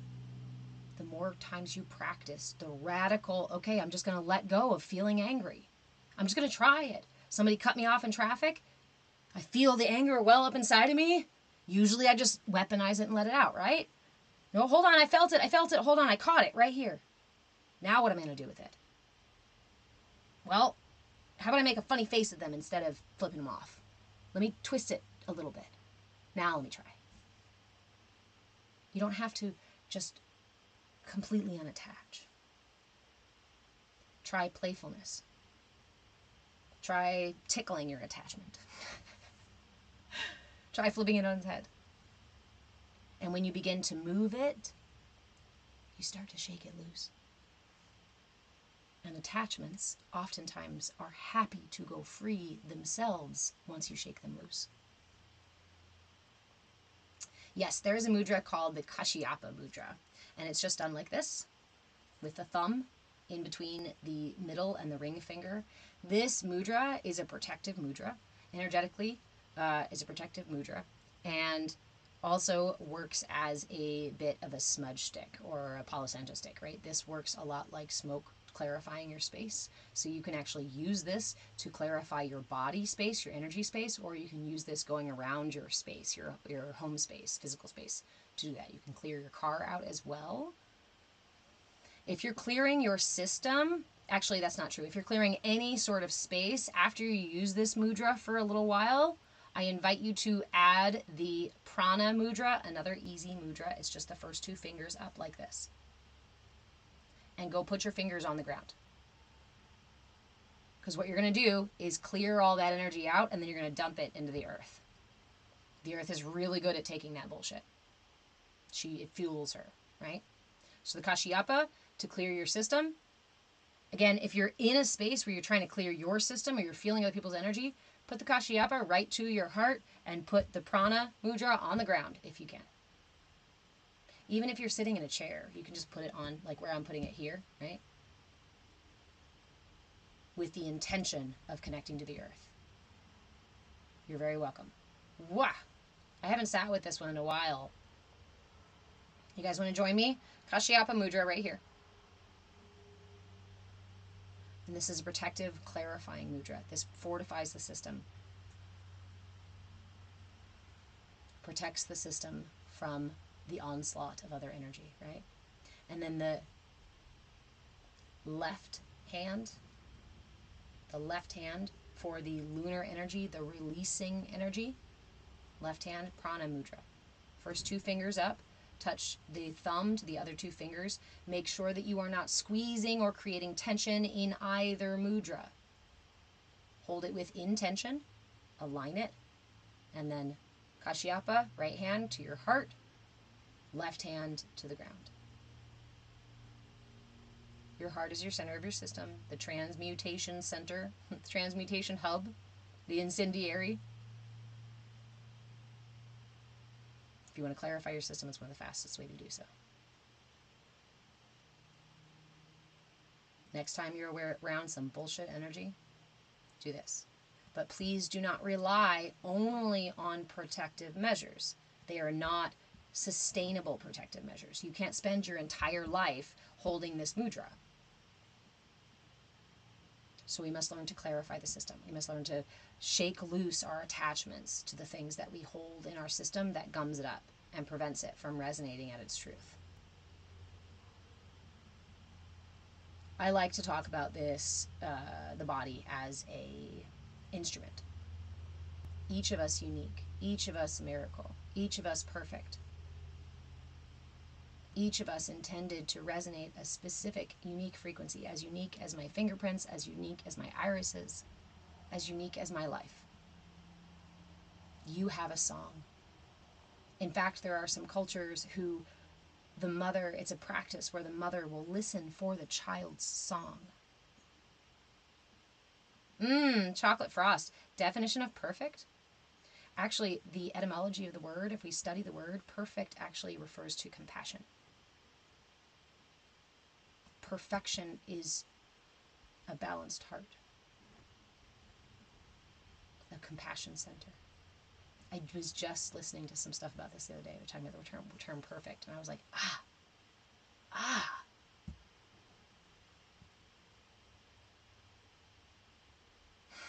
So, as an instrument, you have a frequency, you resonate. You have a song, you resonate. And you are, Sarah, welcome. Hey, thank you. As you go through your life, your purpose is to sing this song, right? When we talk about purpose, I don't talk about purpose from like a dogmatic, like some sky daddy told you to do some shit, right? You're in this life to do something and you're stuck with it. I talk about purpose as in the sense that I am constructed this way by my creation, by my iterance into this moment. And because of that, I am designed a unique way, just like the tree has a purpose and the mosquito has a purpose and the sun has a purpose. So do each and every petal on the flower and the stamen and all the things, all these tiny little subtle layers of reality. Your song requires a clear system to resonate through. Do you guys remember those old recorders, right? If you stick gum in your recorder, no, I swear I didn't do that. It sounds like shit. It already sounds like shit. But the more stuff you put in there, the harder it is to hear, to create any song, not even hot cross buns. But we live, listen, let's do this one really quick too. Not really quick, let's take our time with this one because I want to reiterate this piece. We often, in this society, in our culture, we look back and we blame everyone for our imbalances. We blame our parents, we blame our culture, we blame our, we blame all kinds of things, right? For our imbalance. I'm fucked up because of my childhood trauma. So-and-so did that thing to me that one time. But in terms of resonating your frequency, okay, your system is born, prepared to resonate that frequency as a pure song. It's why mothers, when this tradition, right, will hear the song when the child is in utero and sing the song to the child shortly after when they're born. As the child grows, as the body grows, regardless of your culture, regardless of what time you're in, regardless, the way that humans work, is we go through an enculturation process. During that enculturation process, most of that enculturation happens in the first 5 to 7 years. Because the system is also only in the theta brainwaves. Delta is dead sleep. Deep sleep, I mean. Theta is lucid dreaming or deep meditation state. Where's the one? Alpha is a focused. No, alpha is the meditation. Yes, a light meditation or in a flow state. If I've got a note over here because I was trying to remember the things before. Delta is deep sleep. Theta is visualization or dream time, REM sleep. Alpha is a flow state or also a light meditation state. Delta is or beta is the focused state. But also the normal state for our Western minds to be focused, thinking, doing.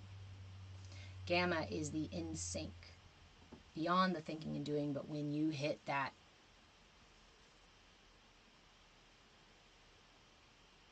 all-consuming state.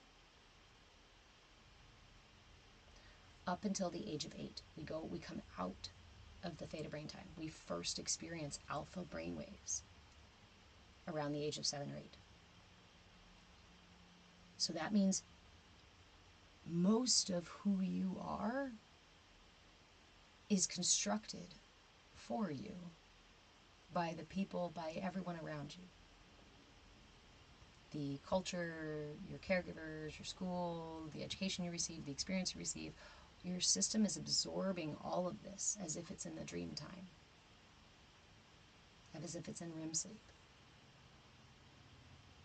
That's why we have major shifts. Oftentimes we have major life events that happens between the age of 7 and 8, because you reach a new level of consciousness.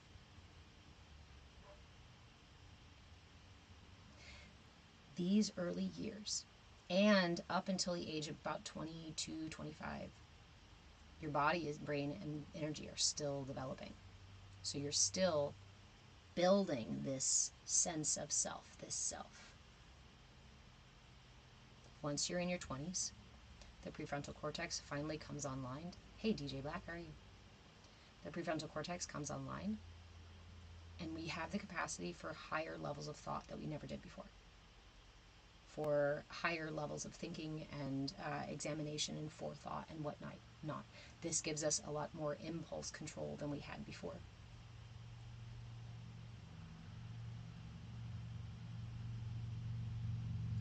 So instead of blame, we look at it as our initiation process into humanity.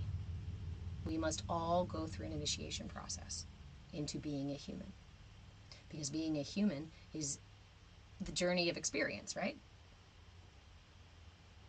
The journey of coming home to ourselves. The journey of enlightening the self. So if I'm going to enlighten the self, I'm going to have to start from a denser spot, right? The lotus grows from the mud, the deep, dark, muddy water. It has to start there or it will not bloom. If you try to grow a lotus without those conditions, it does not grow.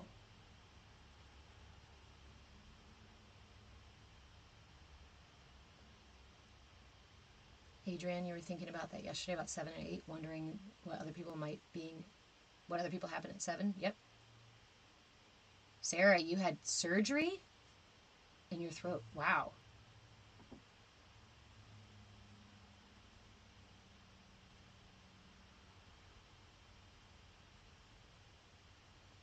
Seven was the age when I started having the reoccurring visions of my past life.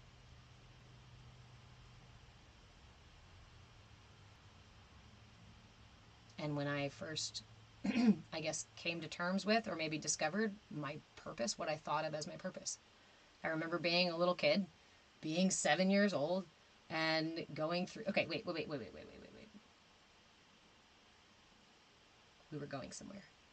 Guys, I get distracted sometimes, because I love to tell the stories.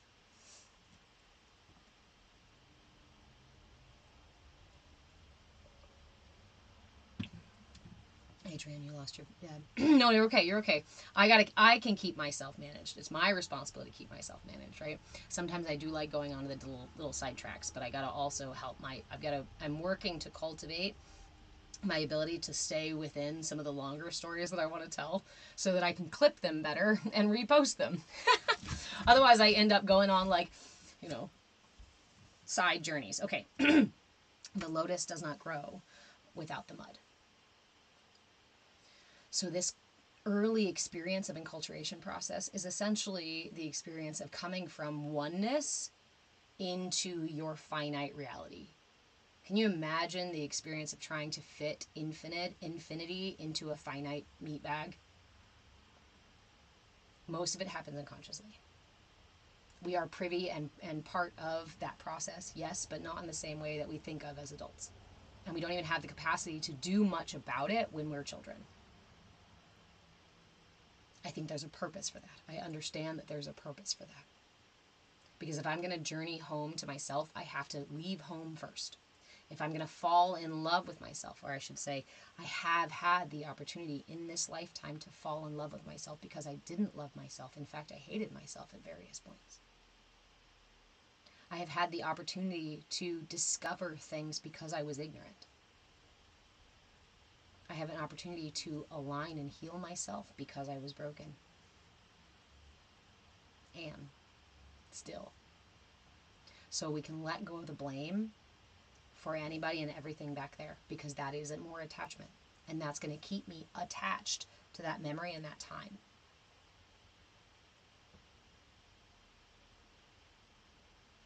So, I mean, I went through years of therapy trying to rehash all this stuff.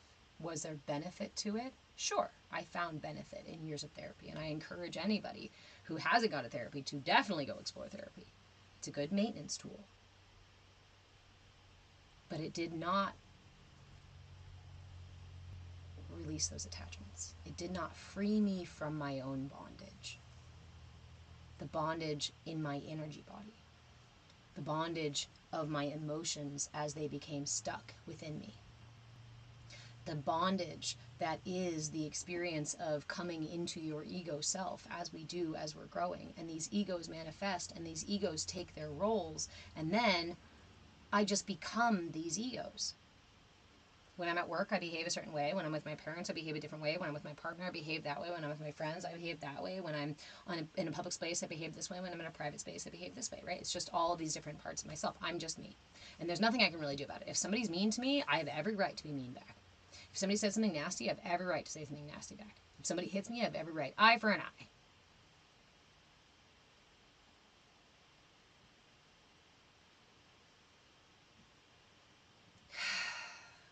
But what you're doing is just engaging in that energy. You fight fire with fire, and you get a wildfire. Trust me, I live in Oregon, I know. However, if you fight fire with if you fight the fear of fire with pre-prescribed fires, and clear all the dead junk out of your system, next time somebody comes with a match and tries to light your shit on fire, you'll go, what? You said what? That's a weird thing to say. What? What? What? I don't have any tinder for you to burn because I've clarified my system. And when I clarify my system naturally resonates at the intended frequency, at the song that it was intended to resonate. This is my authenticity. And in my authenticity, that authenticity is a high vibration, the highest one that I can exude. And when I do that, I am not privy to those deep, dark, dense energies. Movement meditation, it takes a lot of practice and preparation. Yes and no. Yes and no. I have definitely experienced the spiritual journey as practice and preparation, as time and work. And I've also experienced the spiritual journey as surrender and acceptance, rather than being a human doing all the time. I realized that a great deal of understanding and wisdom can come from being. It was something I was just practicing last night, like I was saying. Today and yesterday, this week has been very woo-woo for me. Like, literally, the universe is doing this, like, wah-wah-wah things around me. And whenever it happens, I just stop. And I'm being. And I hear my brain going, we should go do something. I'm going to go do something. And I'm like, but the universe literally was just like, wait a minute. What is there really to do? And why am I doing anything? And is the thing I'm doing really aligned with what I want to be doing or who I want to be? Hey, Mr. Marshmallow. Definitely, but I have to remember to surrender. And surrender is the key. Surrender, again, is hard when we are fearful of the fall, right? Many of us feel like we've done trust falls with the universe and it's fucking left us on our back, right?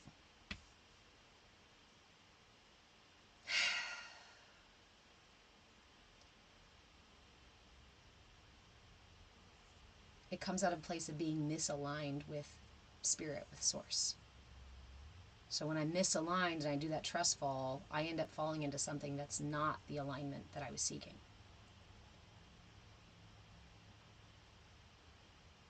We can practice. I'm on your back right now. Aw, Mr. Marshmallow. Come here, I'll go down and snuggle with you.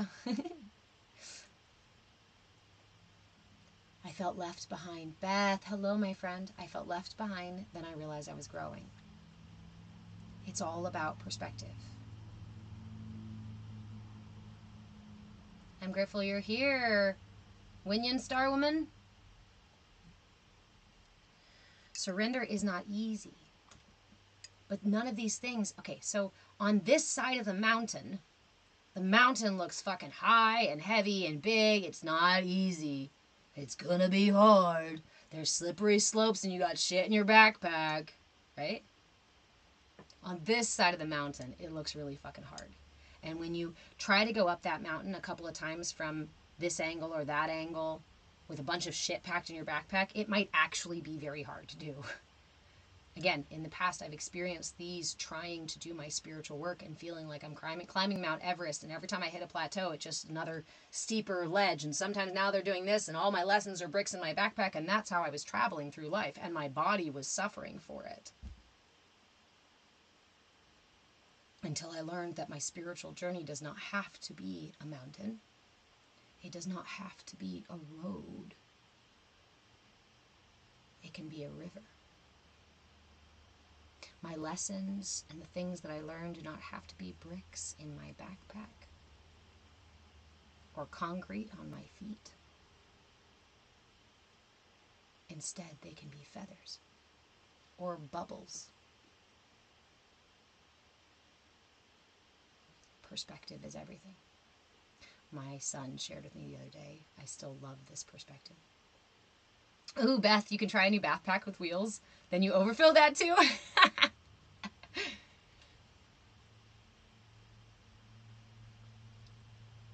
Okay.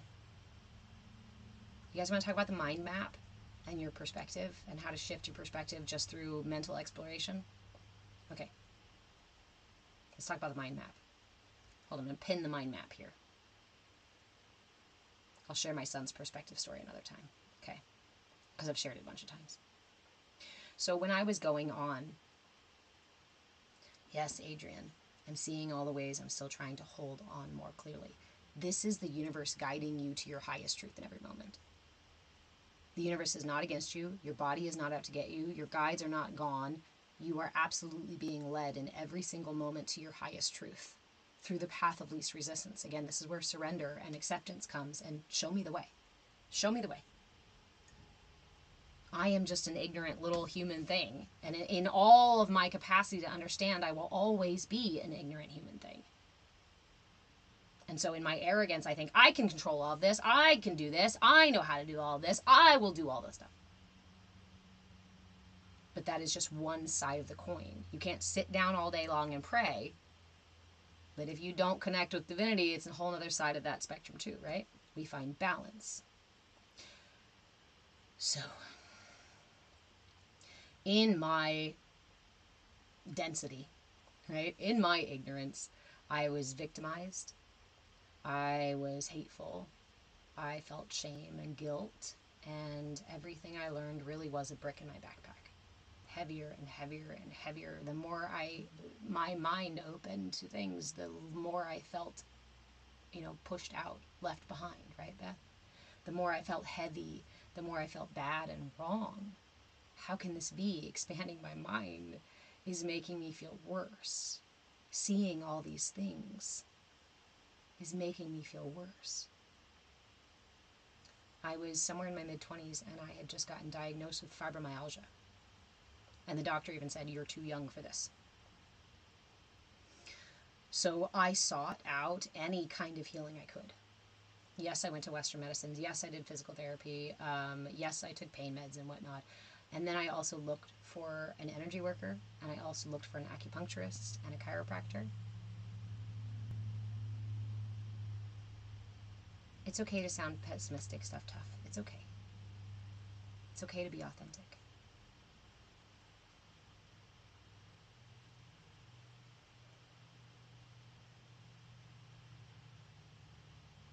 So I sought out different modalities.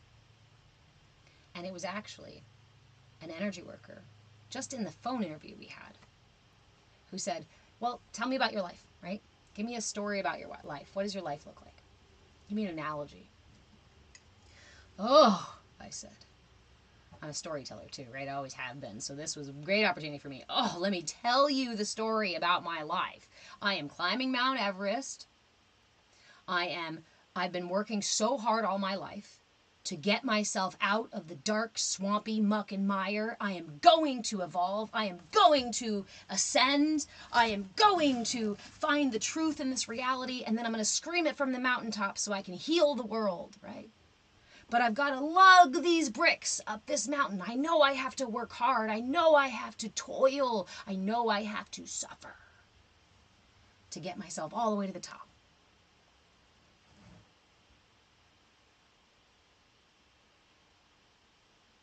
Again, the moment, like, it was such a facepalm moment when his response was simply, no wonder your body hurts.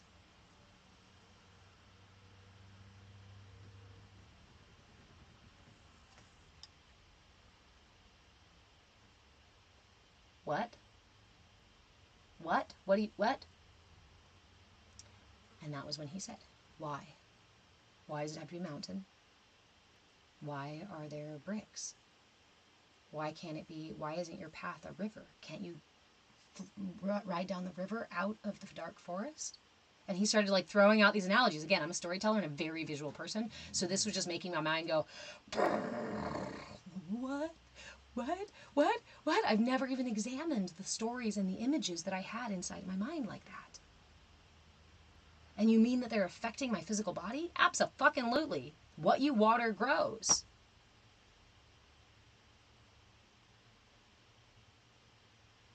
So he said, take time to look at your map. Rewrite your map where is needed. Because there are some bridges that need repair. And there are some bridges you've burned. And there are some forests that are deep and dark that you've never even gone inside of. We can use the analogy of the map to look at the ways we behave. For me to get from point A to point B, any kind of need met, because the system pretty much just works on trying to meet needs, right? This is what your body and brain do, is trying to meet your finite needs in every moment. And making sure you don't have to think too much about meeting those needs. Makes it easier and easier for you. Your brain is your shortcut maker. Your detour maker and your shortcut maker. So if I am someone who in childhood was given the freedom to throw tantrums and got what I needed, right? If I threw tantrums for the cookies and the different bowl and the whatnot and the things, and my parents were just like, okay, here. Or my society, I shouldn't just say my parents. Remember, it's not about blame. My enculturation process, let's zoom out. My enculturation process as I was growing up taught me that if I scream and toss my fist around and demand whatever it is I want, that is a successful way to get my needs met. Have you seen that character in their 30s, 50s, 90s, maybe somewhere out in public or even at home? That person throwing a tantrum because the wrong milk was put in their coffee. We don't have to judge her. Damn it, I keep picking on the old 50-year-old woman in the coffee in the Starbucks throwing a tantrum. We don't have to judge her, because we can actually look at her and see, oops, you never paved that road. You never upgraded that road. You're still driving the exact same road in the little kid car that you were doing when you were young, because it keeps working for you. And even when these things stop working for us, we are so attached to them and feel like there's nothing else we can do but that, because they're habitual grooves, roads, synapses built in the brain and written into this map. Unexamined, all of these synapses will remain as they were when they were developed, unless they are prodded to shift. And we're usually prodded to shift by life being like, hey, throwing tantrums has now ruined several relationships of yours. You barely have any friends. Nobody wants to go out to eat with you because you throw tantrums over the wrong food or whatever. Like, if you're that person, you can see how the universe goes, maybe you should upgrade that. But ultimately, it's your choice. That's the free will. It's your choice to upgrade that or not. It's your choice to look at that map or not. It's your choice to keep throwing tantrums or not. And hey, if it works for you and it keeps working for you and it feels good and you like it, then fucking keep throwing tantrums. I'm not here to tell you to stop. I'm just here to give you the imagery for the opportunity. The opportunity to do something different if you want to. Remember that if just for today, I don't throw tantrums to get what I want, or I don't belittle people to feel better about myself or something like that, right? I can choose to do that just for today. I can just experiment today. Today is my experiment day. Tomorrow is Sunday. It's going to be experiment day. And I encourage each of you to choose a habit that you have, and for that whole day, choose something else. Every single time that trigger, every single time you're going to go down that road, I encourage you to choose something else. Anything else. Be playful, be creative, be radical, right? If you're a road rager, right, and you got to go on a drive on Sunday, pick your road rage.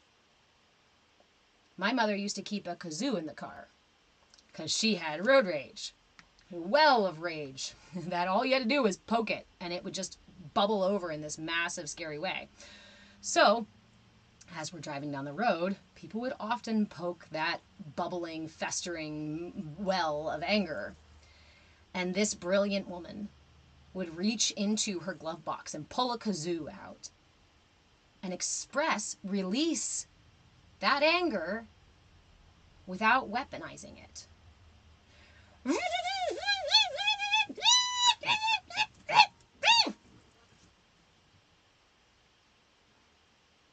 And of course, then you can't stop laughing. And then the person who did the thing, if they see you, is now confused. And if there was any tension there, it's gone. All that's left is either confusion or humor.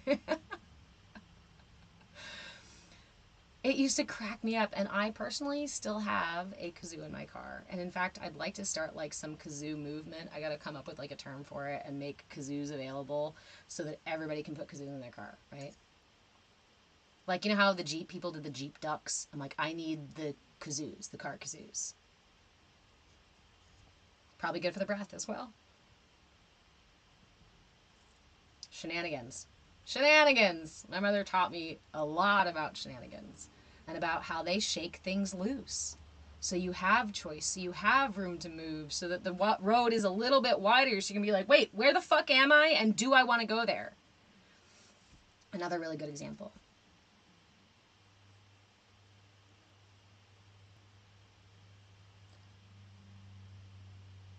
I was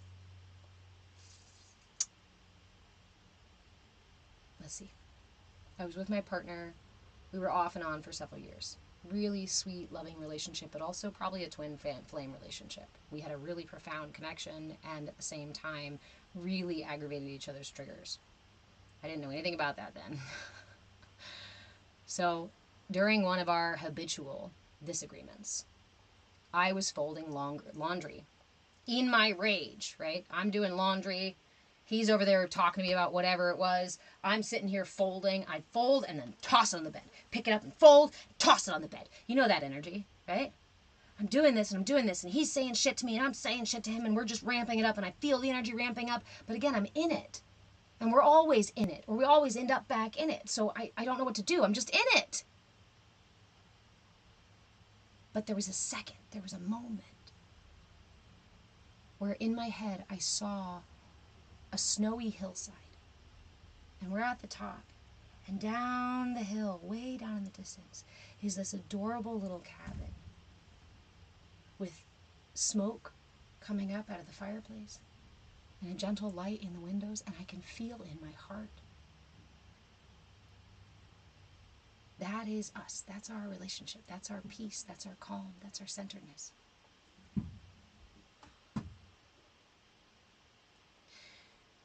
And I saw a ball of snow gaining momentum down the hill. All of our commotion at the top of the hill was causing the snow to roll down the hill toward that cabin. And I knew in that second that we were going to end up exactly where we end up every fucking time we do this. Probably breaking up again, right? Or hurting each other's feelings really, really bad. And not knowing what else to do, again, in my ignorance, I just chose whatever I had, which was stop. So I had a piece of laundry in my hand. I hadn't even folded it yet. I think I'd just shaken it out, right? And in that moment of pause, I slowly set it down. The moment I let go of that shirt, I felt the energy, I felt the tension drop from me, just like that shirt dropped from my hands. I collapsed and started sobbing, and am really grateful to this day that he was such a partner, that he stopped getting upset, and he sat with me, grabbed me, and was like, "What is going on?" And I said, "I just need you to hold me." And I sobbed, and things came up. Memories, feelings, words, things people had told me, fears. They just all came tumbling out in that moment when I allowed my system to let the fuck go. To the attachment, to the justification, to the certainty that I had every right to say the nasty shit to him. Even in the middle of it, he goes, "I'm still mad, you know." I was like, I know, but let me just process this.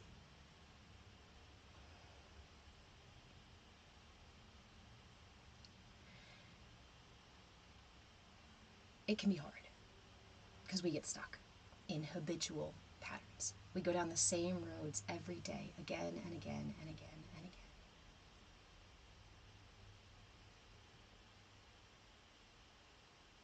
And as we travel, we pack these things inside of ourselves and we carry them with us. In our heart, in our gut, in our throat, in our head, in our knees, in our back. This vessel is carrying everything for you that you are attached to.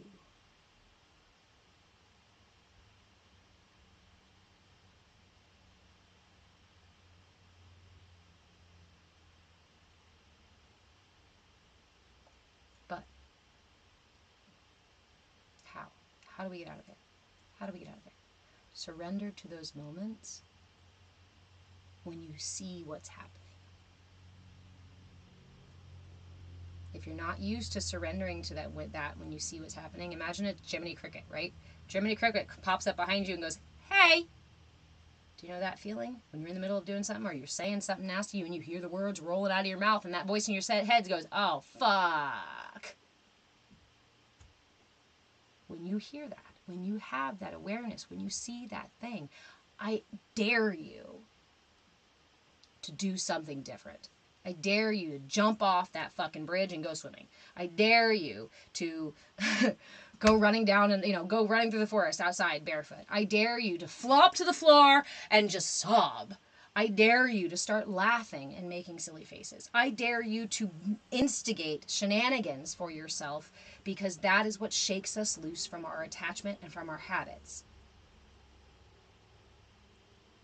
The brain gets stuck in the grooves. The brain creates shortcuts because that's what its job is, and it's really good at doing that. Can you imagine if you had to think about breathing and chewing and walking like you did when you first learned how to? That would be so much fucking time and attention. So our brain makes all the shortcuts. Our brain makes the map for us and says, "Oh, I know how to get to satisfying my hunger. I know how to get to quieting my sadness," right? Or dealing with being sad. I know how to get to these things. The brain says, "I know, don't think about it. Just let me lead you down that way." That's what we do. It's the habit. It's the reaction repeat action based on previous experience, stimuli, whatnot. And stuff tough, where is it? Where is it stuck? We got to shake these things loose inside of us. Go play. Go dance. Go scream at the mountains.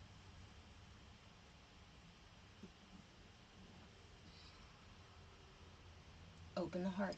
Here's our the heart gesture, seal of the heart mudra. Stuff tough, and anybody else who would like to grab this heart mudra, curl your finger, index finger, into your thumb, into the bottom of your base of your thumb here. You can do it with either hand or both. Touch the pad of your thumb to the middle finger and the ring finger. Remember, no more than the weight of a nickel, nice and gentle. Keep your pinky finger extended. This is the mudra for tranquility. This is the mudra that balances the heart.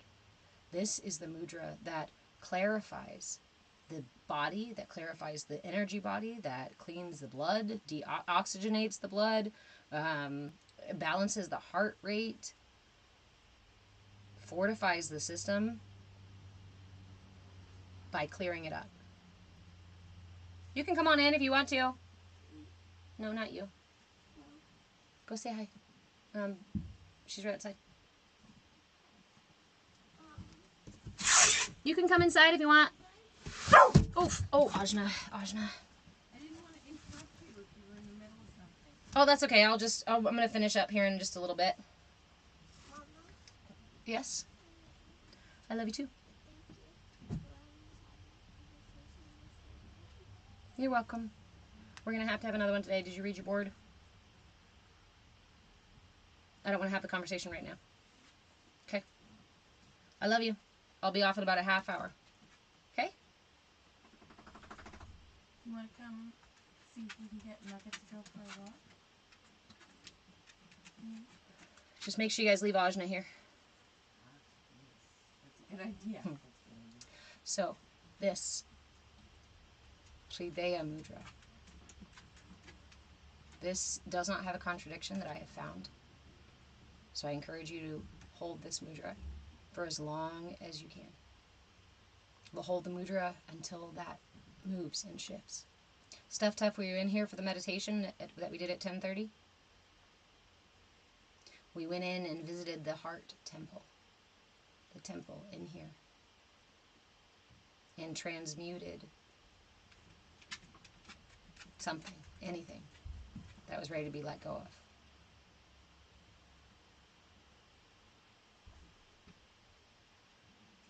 Your heart has the power for transmutation.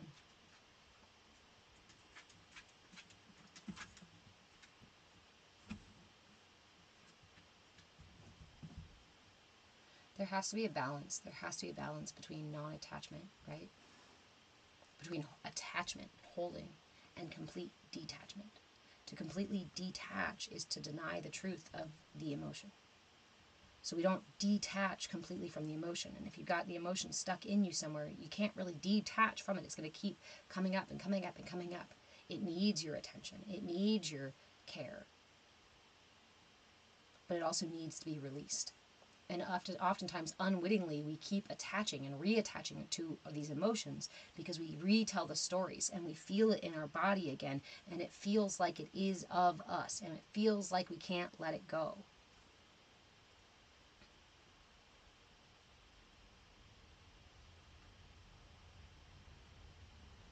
So instead of trying to push it out, instead of trying to make it go away, invite it into your heart space and listen to what it has to say.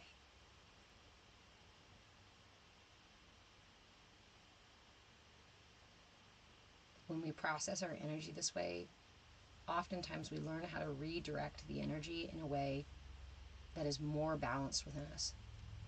Remember, energy never dies.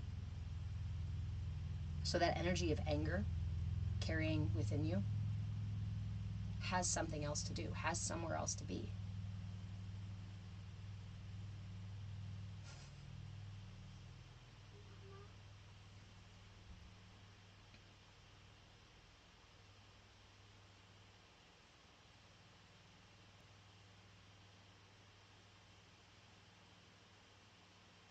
You got your mudra too, Steven?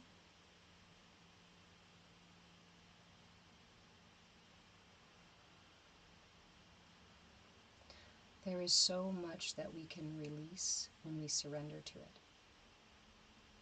We attach in our justification. We attach in our confidence that it belongs to us. It's my anger. No, it's not. It's a manifestation of me. It's of me, but it does not belong to me. So my children are of me, but they don't belong to me. Hell, even my words are of me, but do not belong to me, right? To talk. Yes, this is a mudra for the heart chakra, but it's not just the heart chakra. It actually works on the solar and lunar. It works to balance the solar and lunar energy channels in the body. The yin and yang energies in the body. But it also works on the heart, and it works not just on the heart chakra, but it's the heart itself. It strengthens the heart and the pericardium. It balances the heart rate. It has been known to be used in acute situations with heart attacks. It oxygenates the blood, detoxifies the heart and the physical body at the same time as detoxifying the energy body by working with those yin and yang energies in the body. Not right now, son. You have a half hour. I'm not talking about it right now. If you interrupt me, there will be consequences for interrupting me. I said I am not having this conversation right now. I need you to follow the things that need to be done. I have a little less than a half hour, and when I'm done, we can sit down and calmly talk about it. Okay? I love you. This is the mudra for tranquility. Because in this process of clarifying our system is how we reach that state of tranquility. Again, all the debris in our system is what's causing static. All that chatter are all of the things that we have stored in here.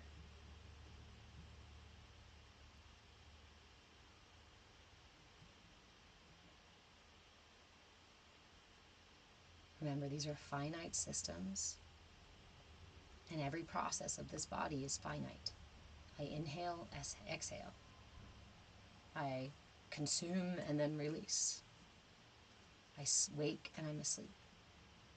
Hungry and I'm not. Everything is a finite thing.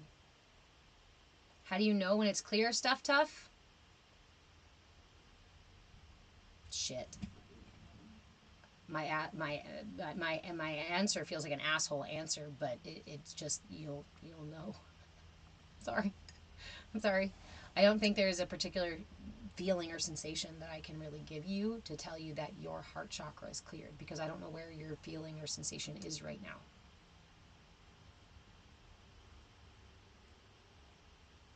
For me, a clear heart is balanced compassion.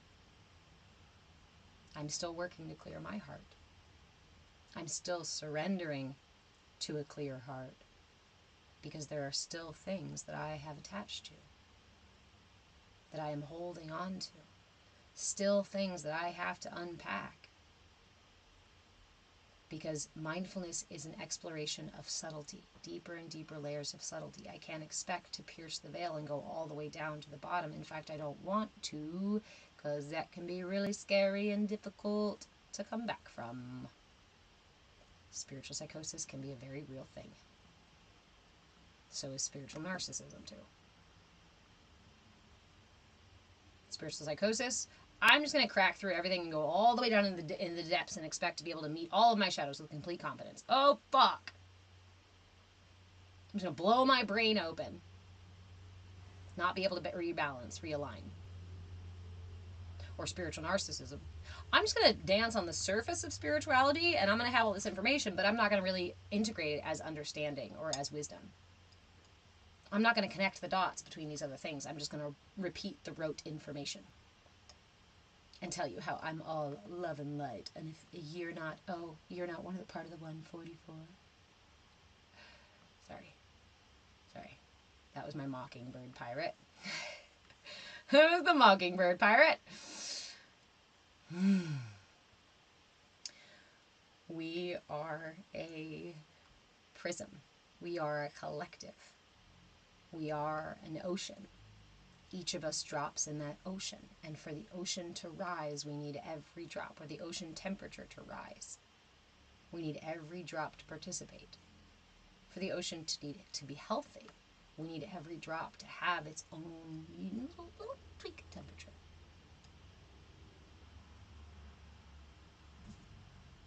Oops, cheese puffer lover. It seems you're new in here. We approach each other with curiosity and willingness in here, not with judgment or shaming or that kind of stuff. This is a classroom space, also a temple space for some of us. And just like a classroom or a temple, if you're disrespectful in that space to the people who are practicing and enjoying their time there, then you are ushered out until you are able to be personally responsible enough to be in that space without being disruptive or belittling or judgmental or whatnot. And those judgments and belittling, right, these are projections from our own density, our own ignorance, our own attachment, all projections speaking out loud for us. Of look, I don't fortify my system through sustainable means. So instead, I must go around and belittle others or make fun of others so that I can boost my ego up. I'm going to take energy from other people so that I can feel better about myself. Social media is really good for folks that do that. But it's not a satiating way to satisfy our systems, and we realize that it keeps us imbalanced and stuck in low, dense energy. It keeps us ignorant. Nice, Lola. Bob Marley. Mr. Marshmallow, I'm so glad your mom's doing great. Okay.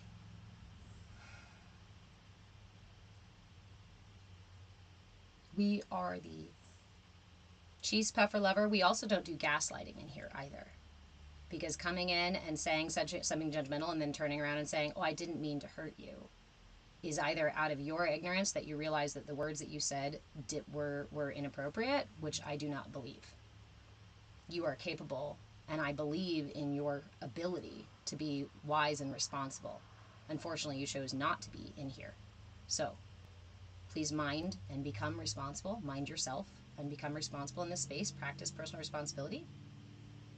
Or go ahead and leave. If you cannot do that on your own, you will be muted for the live. Everybody is welcome to come back again and again and again. If you come in belittling and like just to come in over and over, then I do end up blocking them. You're not going to get clout by gaslighting and belittling.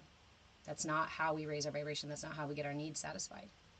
That's how we keep ourselves stuck in perpetuating patterns of pain and suffering. I'm sorry that you are suffering in a way that makes you feel like you need to steal other people's energy to feel better. But I can tell you that your system is not meant to be run on other people's energy. It's meant to be run on universal prana, on life force. And all of those attachments that lead you to trying to get clout through that way are actually leading you away from the very satisfaction of that need. So if you'd like to hang out, we talk about a lot of tools to clear the system, align the system, to open up the channels in the system, to receive the energy the system is meant to run on, right? To fuel the system with what it's meant to be fueled with, not with this low density push and pull divisive energy. And we live in a world, we live in a world that encourages that divisiveness, encourages the low density push and pull energy fighting. It encourages, in fact, it relies on your willful ignorance about your personal power and the power of your energy, and about the divisive tactics that are being used to manipulate, gaslight, and to direct you to exactly where they need you to be to harvest your resources. In a kind of world like that, that encourages and relies on your willful ignorance of your authenticity and of your truth, the most radical thing you can do is become familiar. Become familiar with what's within. Become familiar with inside your system, because everything in this world tells you to look outside of your system. It's a grand misdirection. It is half the picture, not the entire picture. Stuffed up. Do we focus on the breath or the thoughts with this mudra? So, focus on the breath. Focus on the rhythm of this mudra as it rises and falls on your chest. The inhale and the exhale. The way that the rib cage expands around the heart. Inhale and exhale. Feel into the heartbeat as it echoes through your lungs. Look into this space and feel into the subtlety of the breath. Inhaling, expanding the space. Exhaling, relaxing that space. Anytime thoughts come up, hey Dre, anytime thoughts come up, any thoughts if you'd like to, or just ones you judge as negative, doesn't matter, pluck them from the mind and place them in the heart. Place them in the heart to be transmuted. Trust that everything you drop into your incendiary right here, every lump of coal gets turned into a diamond. Every bit of tension melts away when you place it in the heart. This is where that spark of divinity, yes? Use that divine flame to transmute the things that are too heavy, that you don't want to carry anymore. So listen to the breath, focus on the action of the breath and the way that the heart rides on the breath, and then place everything in that little divine flame in there, in that incendiary. This mudra is also fortifying the energy system, right? So making that happen faster and bigger energy glowing in your body. So as you are sitting with the breath, putting things in your incendiary, every single time you put something in the heart to be burnt up, the heart gets brighter. Lola, have a great day. The heart gets brighter until the system gets brighter. You can keep fueling this heart until you are a ball of big, brilliant, pure light. And then just sit in that for a while. And if something else comes up, put it in there again. Mr. Marshfellow, how do I be more receptive to positive energy?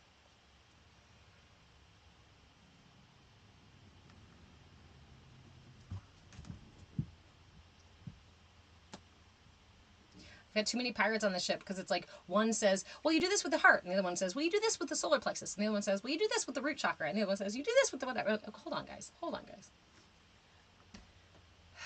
So if there's an imbalance in the heart chakra, and so we do not receive compassion or love in the way, if that's the type of positive energy you're talking about, sometimes it can mean a really big open heart chakra. If my heart chakra is really big and open and pushing energy out, there's not a lot of space to receive. And those of us who are empaths and caretakers, a lot of caregivers, right? Martyr kind of energy, a lot of us will push in that heart energy and not be able to receive very well. So to balance the heart energy, you can use the mudra. But the long-term practice, right, is learning to balance self-compassion, care for self with care for others. And then you, in that way, receive more into the heart center. Now, if it's something about nourishment, not feeling taken care of, not feeling secure, not feeling safe, not feeling like your needs are getting met. And these are going to be lower chakras, sacral chakra, root chakra. If you feel like everybody's out to get you and the world is attacking you and people are being mean to you all the time and you just want people to be nice to you and stop trying to control you and push you around, then we're talking about imbalance in the solar plexus chakra. Ultimately, we balance and fortify our system. This is what's so beautiful about the energy body. All those other tools. You can forget all the other tools and start by just balancing your chakra system, your energy system. And there'll be a lot of tools you don't even need anymore. Again, there's a million tools out there that you can use, but they all lead to the same place, depending on how you use them, I guess. Hey, John, how are you? Hey, Brian. Hi, guys. Where's my prism? There it is.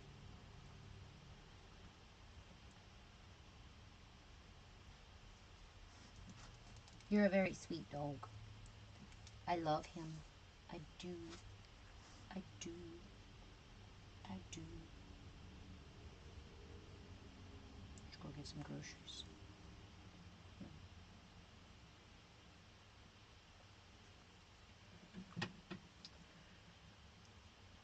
Hello. Can you get a reading? What kind?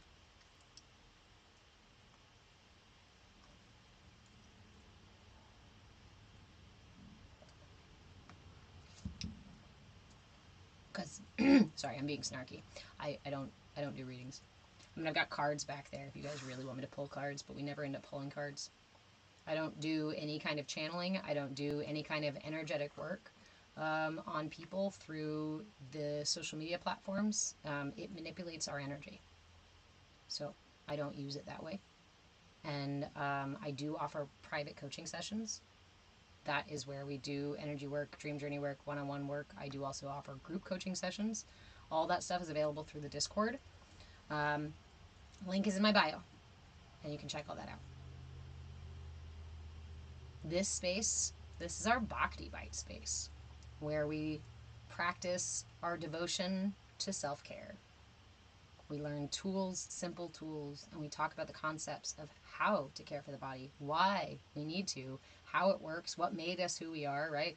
Why we tick, and how to balance and align. For those of you who are new here, hello. My name is Reverend Deborah. I'm an interfaith minister and a movement facilitator, movement in breath, body, and being, and I am your shenanigan shaman. I am also a bunch of other things, like an herbalist, a birth doula, a death midwife, a spinning babies consultant, a child care specialist, a nutritionist, Ayurvedic consultant, an energy worker, an astrologer, many things, many hats, but all of them come from about 20 years in the field, studying and working in the field of human development and wellness across the lifespan. The stuff I'm teaching in here doesn't come from me reading in a book one time. It doesn't come from that one class I took. It comes from a lifetime of exploring different modalities, different perspectives, different religions, different therapies, and then spending 12 years in school unpacking those things and trying to connect the dots. It's been a lot of work and a lot of money, but also a fuck ton of fun. And I feel really blessed to be able to have done that work so that I can now turn it around and share it with everybody.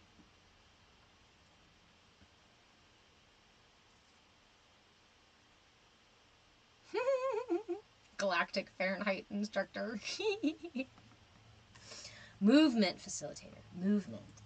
Because life offers us a single constant, doesn't it? Change. Even taxes you can avoid, but you can't avoid change. Single constant. Change.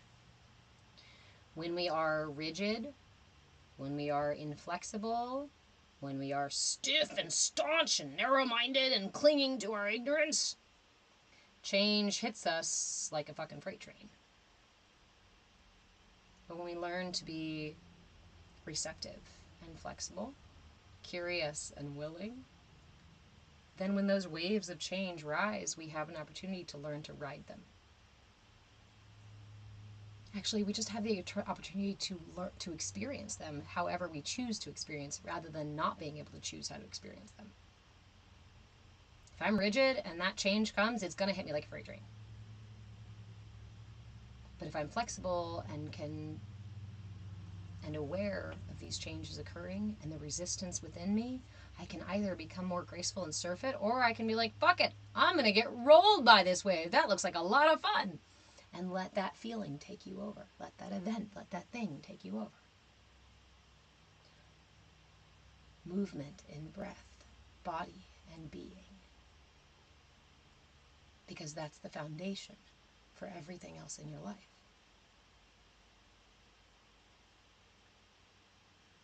And the only place that you'll find the core of your truth. Can you receive information from outside of you? Yes. Can you read books and learn from gurus and listen to talks and become enlightened through other people's ideas? You can gain the information from other people. What changes it from information into wisdom is experience and understanding. The understanding that comes through experience. So go read the books. But don't stop there. Try it on for size.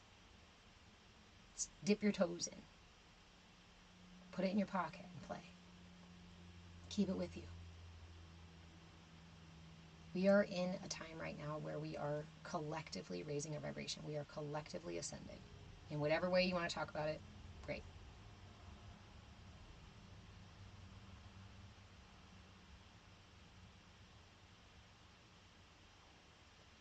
The most radical thing, the thing that gets us to lift with the rising tide is the acceptance, is the understanding, is the flexibility.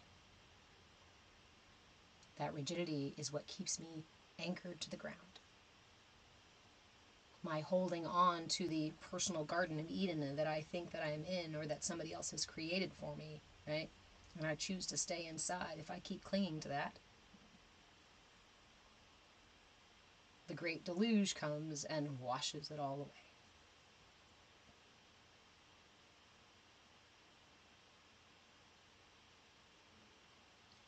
Eden is our ignorance.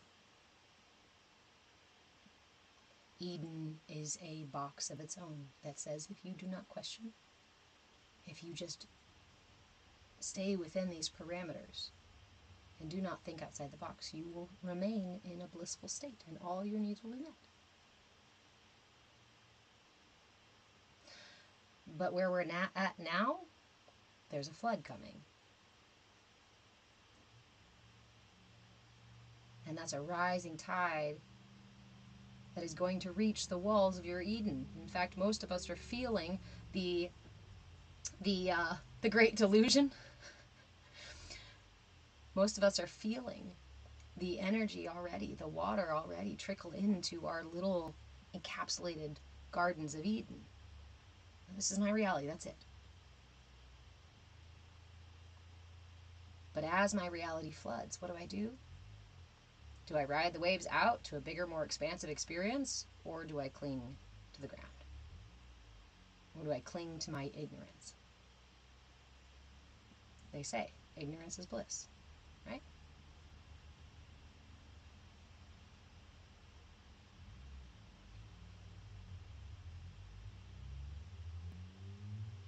Ignorance also keeps you from your autonomy, from your choice, from your ability to make choices. And again, we live in a world right now that doesn't really want you to use your full capacity to make choices. You're not a good employee if you have your full capacity to make choices. You're not a good little consumer if you have the ability to make choices. They want you to be manipulated. They want you to be gaslit. They want you to be pushed and pulled by each other's energy. They want you to be divisive and infighting so that we can't collectively raise the vibration. But there's nothing that they can do. For those of you who feel scared that we're going to devolve into some awful, terrible wasteland, it's not the message I have received, and I don't think that's where we're going. But I could be wrong. Remember, I'm not your guru. I'm not anybody's guru. I'm just sharing the stories and the experience that I have through my almost 40 years. I'm sharing with you guys the tools,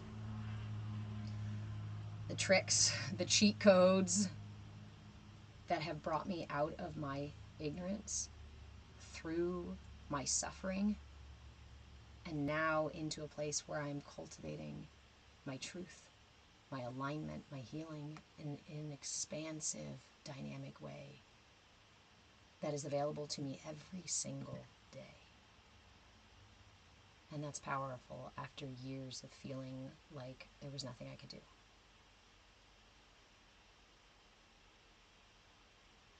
Dre, have a great day for work.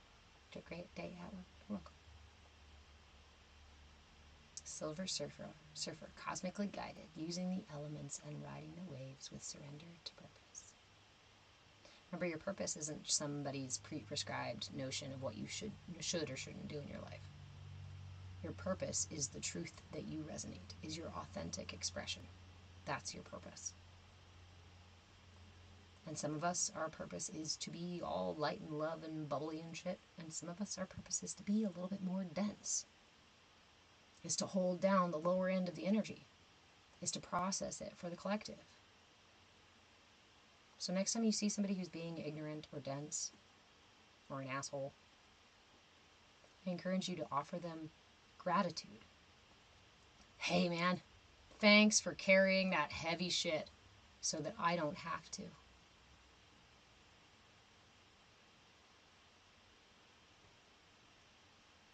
Offer them compassion, because maybe they don't know that they can put it down.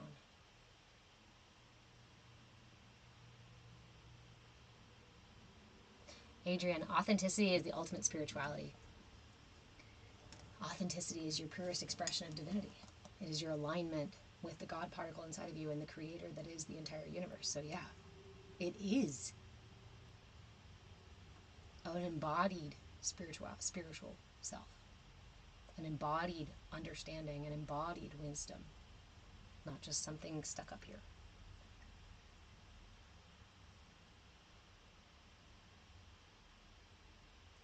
Singing circus. Ikigai? Did I say that right? The intersection of your passions, skills, money-making potential, and problem solving.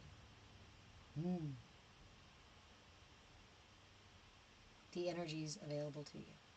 Your unique frequency, your unique song that you're intended to resonate. Again, if the universe didn't need you, you wouldn't be right here, right now, right? We are all instruments, and therefore we are a collective chorus that is intended to sing this symphony of a song so that it echoes far into the reaches of the universe.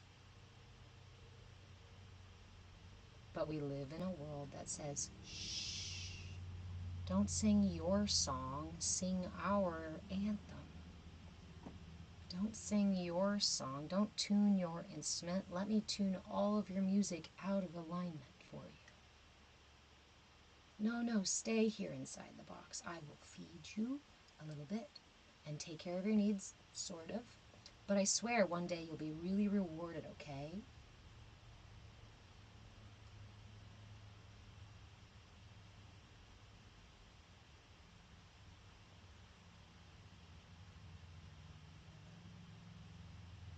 We are so much more. Yeah, Cassie. Malachite. This was a gift. And I felt called to pull it out today. I don't usually put the stones right on me, but it's a big one.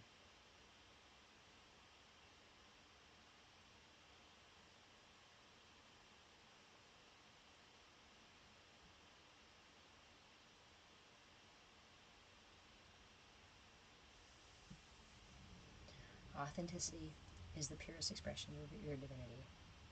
It is your truth, it is your purpose.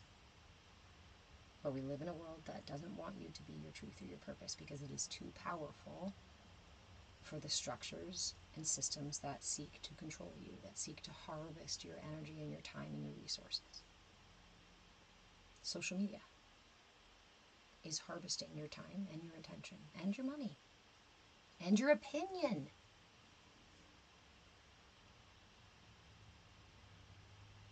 I'm not saying don't engage with it. I'm just saying be aware. The most radical thing you can do right now is just pay attention and be curious about the multiple perspectives that come with every perspective that you read or see. That was a really big, beautiful yellow butterfly. Hi! Just playing around my window.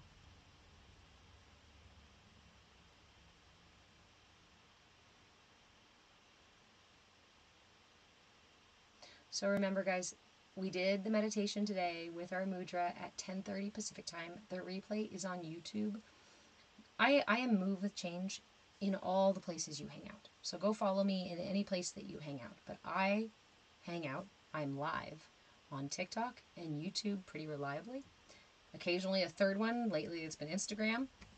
If you'd like me to go live somewhere else, just go follow me in that place and I will go live in the places where I have the most followers. If you would like to join us on a community platform that we are building to explore this information more, to explore these concepts and these practices more, I have a link to get into my Discord. The link is in my bio. It's the link tree. Totally free. Because cash is not king here. Knowledge is. Information is the most valuable thing. Information, your perspective. Let me go even further. Your perspective is the most valuable thing. And the information that is contained within your perspective is very valuable. That's why they keep us divided. Because if we all actually spoke to each other and trusted each other and shared with each other, we'd be an ocean. We would be a tidal wave. We would be an unstoppable rising tide. And there are individuals and systems that don't want that. Energies that don't want that. Cassie Marie, yay, alignments. So in the CAYA courtyard, in the Discord space, we explore these things together.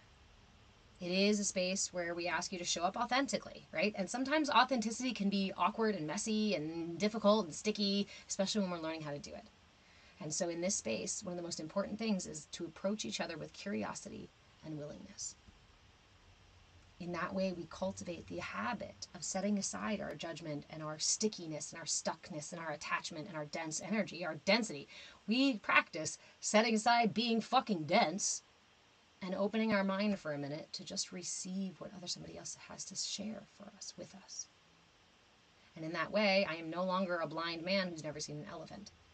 But in fact, I can understand what an entire elephant is without ever having to see it, because you and I are eyes on the same body, heartbeats, hearts, defibrillator cells in the same heart. When the light of divinity casts itself through the prism of the collective, it splits into all the different colors in creation.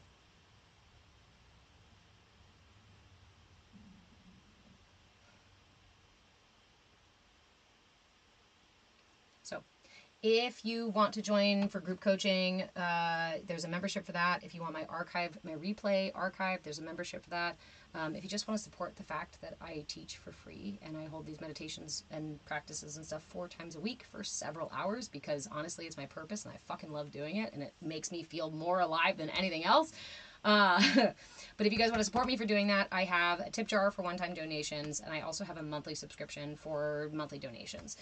Again, each of them has perks, and you can go explore those things through the links in my link tree. If you have any questions and don't want to go searching for this information and checking out the links yourself, you can also just message me, and I'm more than happy to just chat with you about it, or to send you links directly so that you can go to the places you need to go without having to find the things.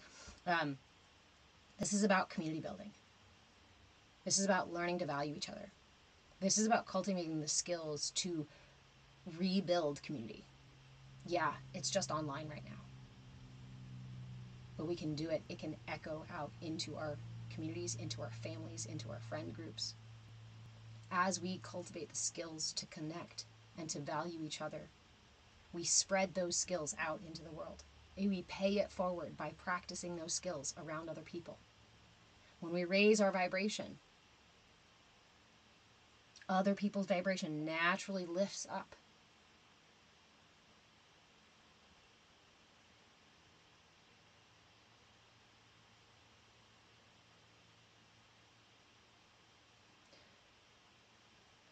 But all of it starts here. All of it starts inside. So, I'll leave you with this. Don't go to the Discord. Don't grab a membership. Don't make a donation. Don't do any of those things. Don't even practice the mudra. Starting today, do spend 5 minutes just being present with yourself. It's okay if your mind is busy. It's okay if weird thoughts and sensations come up. But set yourself a timer, if you need one, for those 5 minutes and just listen. And whatever comes up, be curious about it and willing to see it and hear it. Just for 5 minutes. The malachite is on my right. Love. Thanks for asking, Movement Soul. 5 minutes is where it starts. Or 2 minutes is that. If that's all that you can handle, if your system can only handle 2 minutes of just listening within, then do 2 minutes. Honor where you are. Build trust with yourself. Love yourself. Fall in love with yourself. Cultivate patience and acceptance and compassion for yourself. And in this way, we seed these things within ourselves so that they can manifest externally for others, in our realities, as well as within others.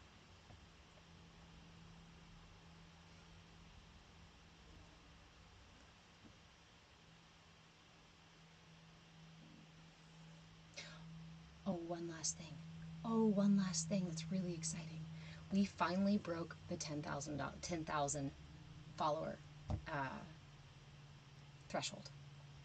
I'm really excited about it and grateful because we did this through just information sharing. You guys and me. We did this through information sharing. We did this through interacting, asking questions, shenanigans and duets and lives and lots of lives. So here's what I'm asking from you now. Instead of making that donation, instead of grabbing a membership, let's flood TikTok with this content. Go through and find content that you like. Sit through and watch the videos. You guys know the game, right? Watch at least a certain amount of it through. Make sure you hit all the buttons, interact as much as possible. So instead of having to fill a donation jar, we can let the content support itself. So, you guys want to play? Okay, cool. Thank you again. Thank you again. I can't tell you how grateful I am for it. Come into the Discord and I will tell you how grateful I am for it. I'll tell you all of the things about how grateful I am for it. All right, my loves, I am going to go make myself some food and have some discussions with children and probably do some grocery shopping, but I will be okay. It'll be all right. It'll be fun. Yeah. Love you too, Movement Soul. Love you all, guys.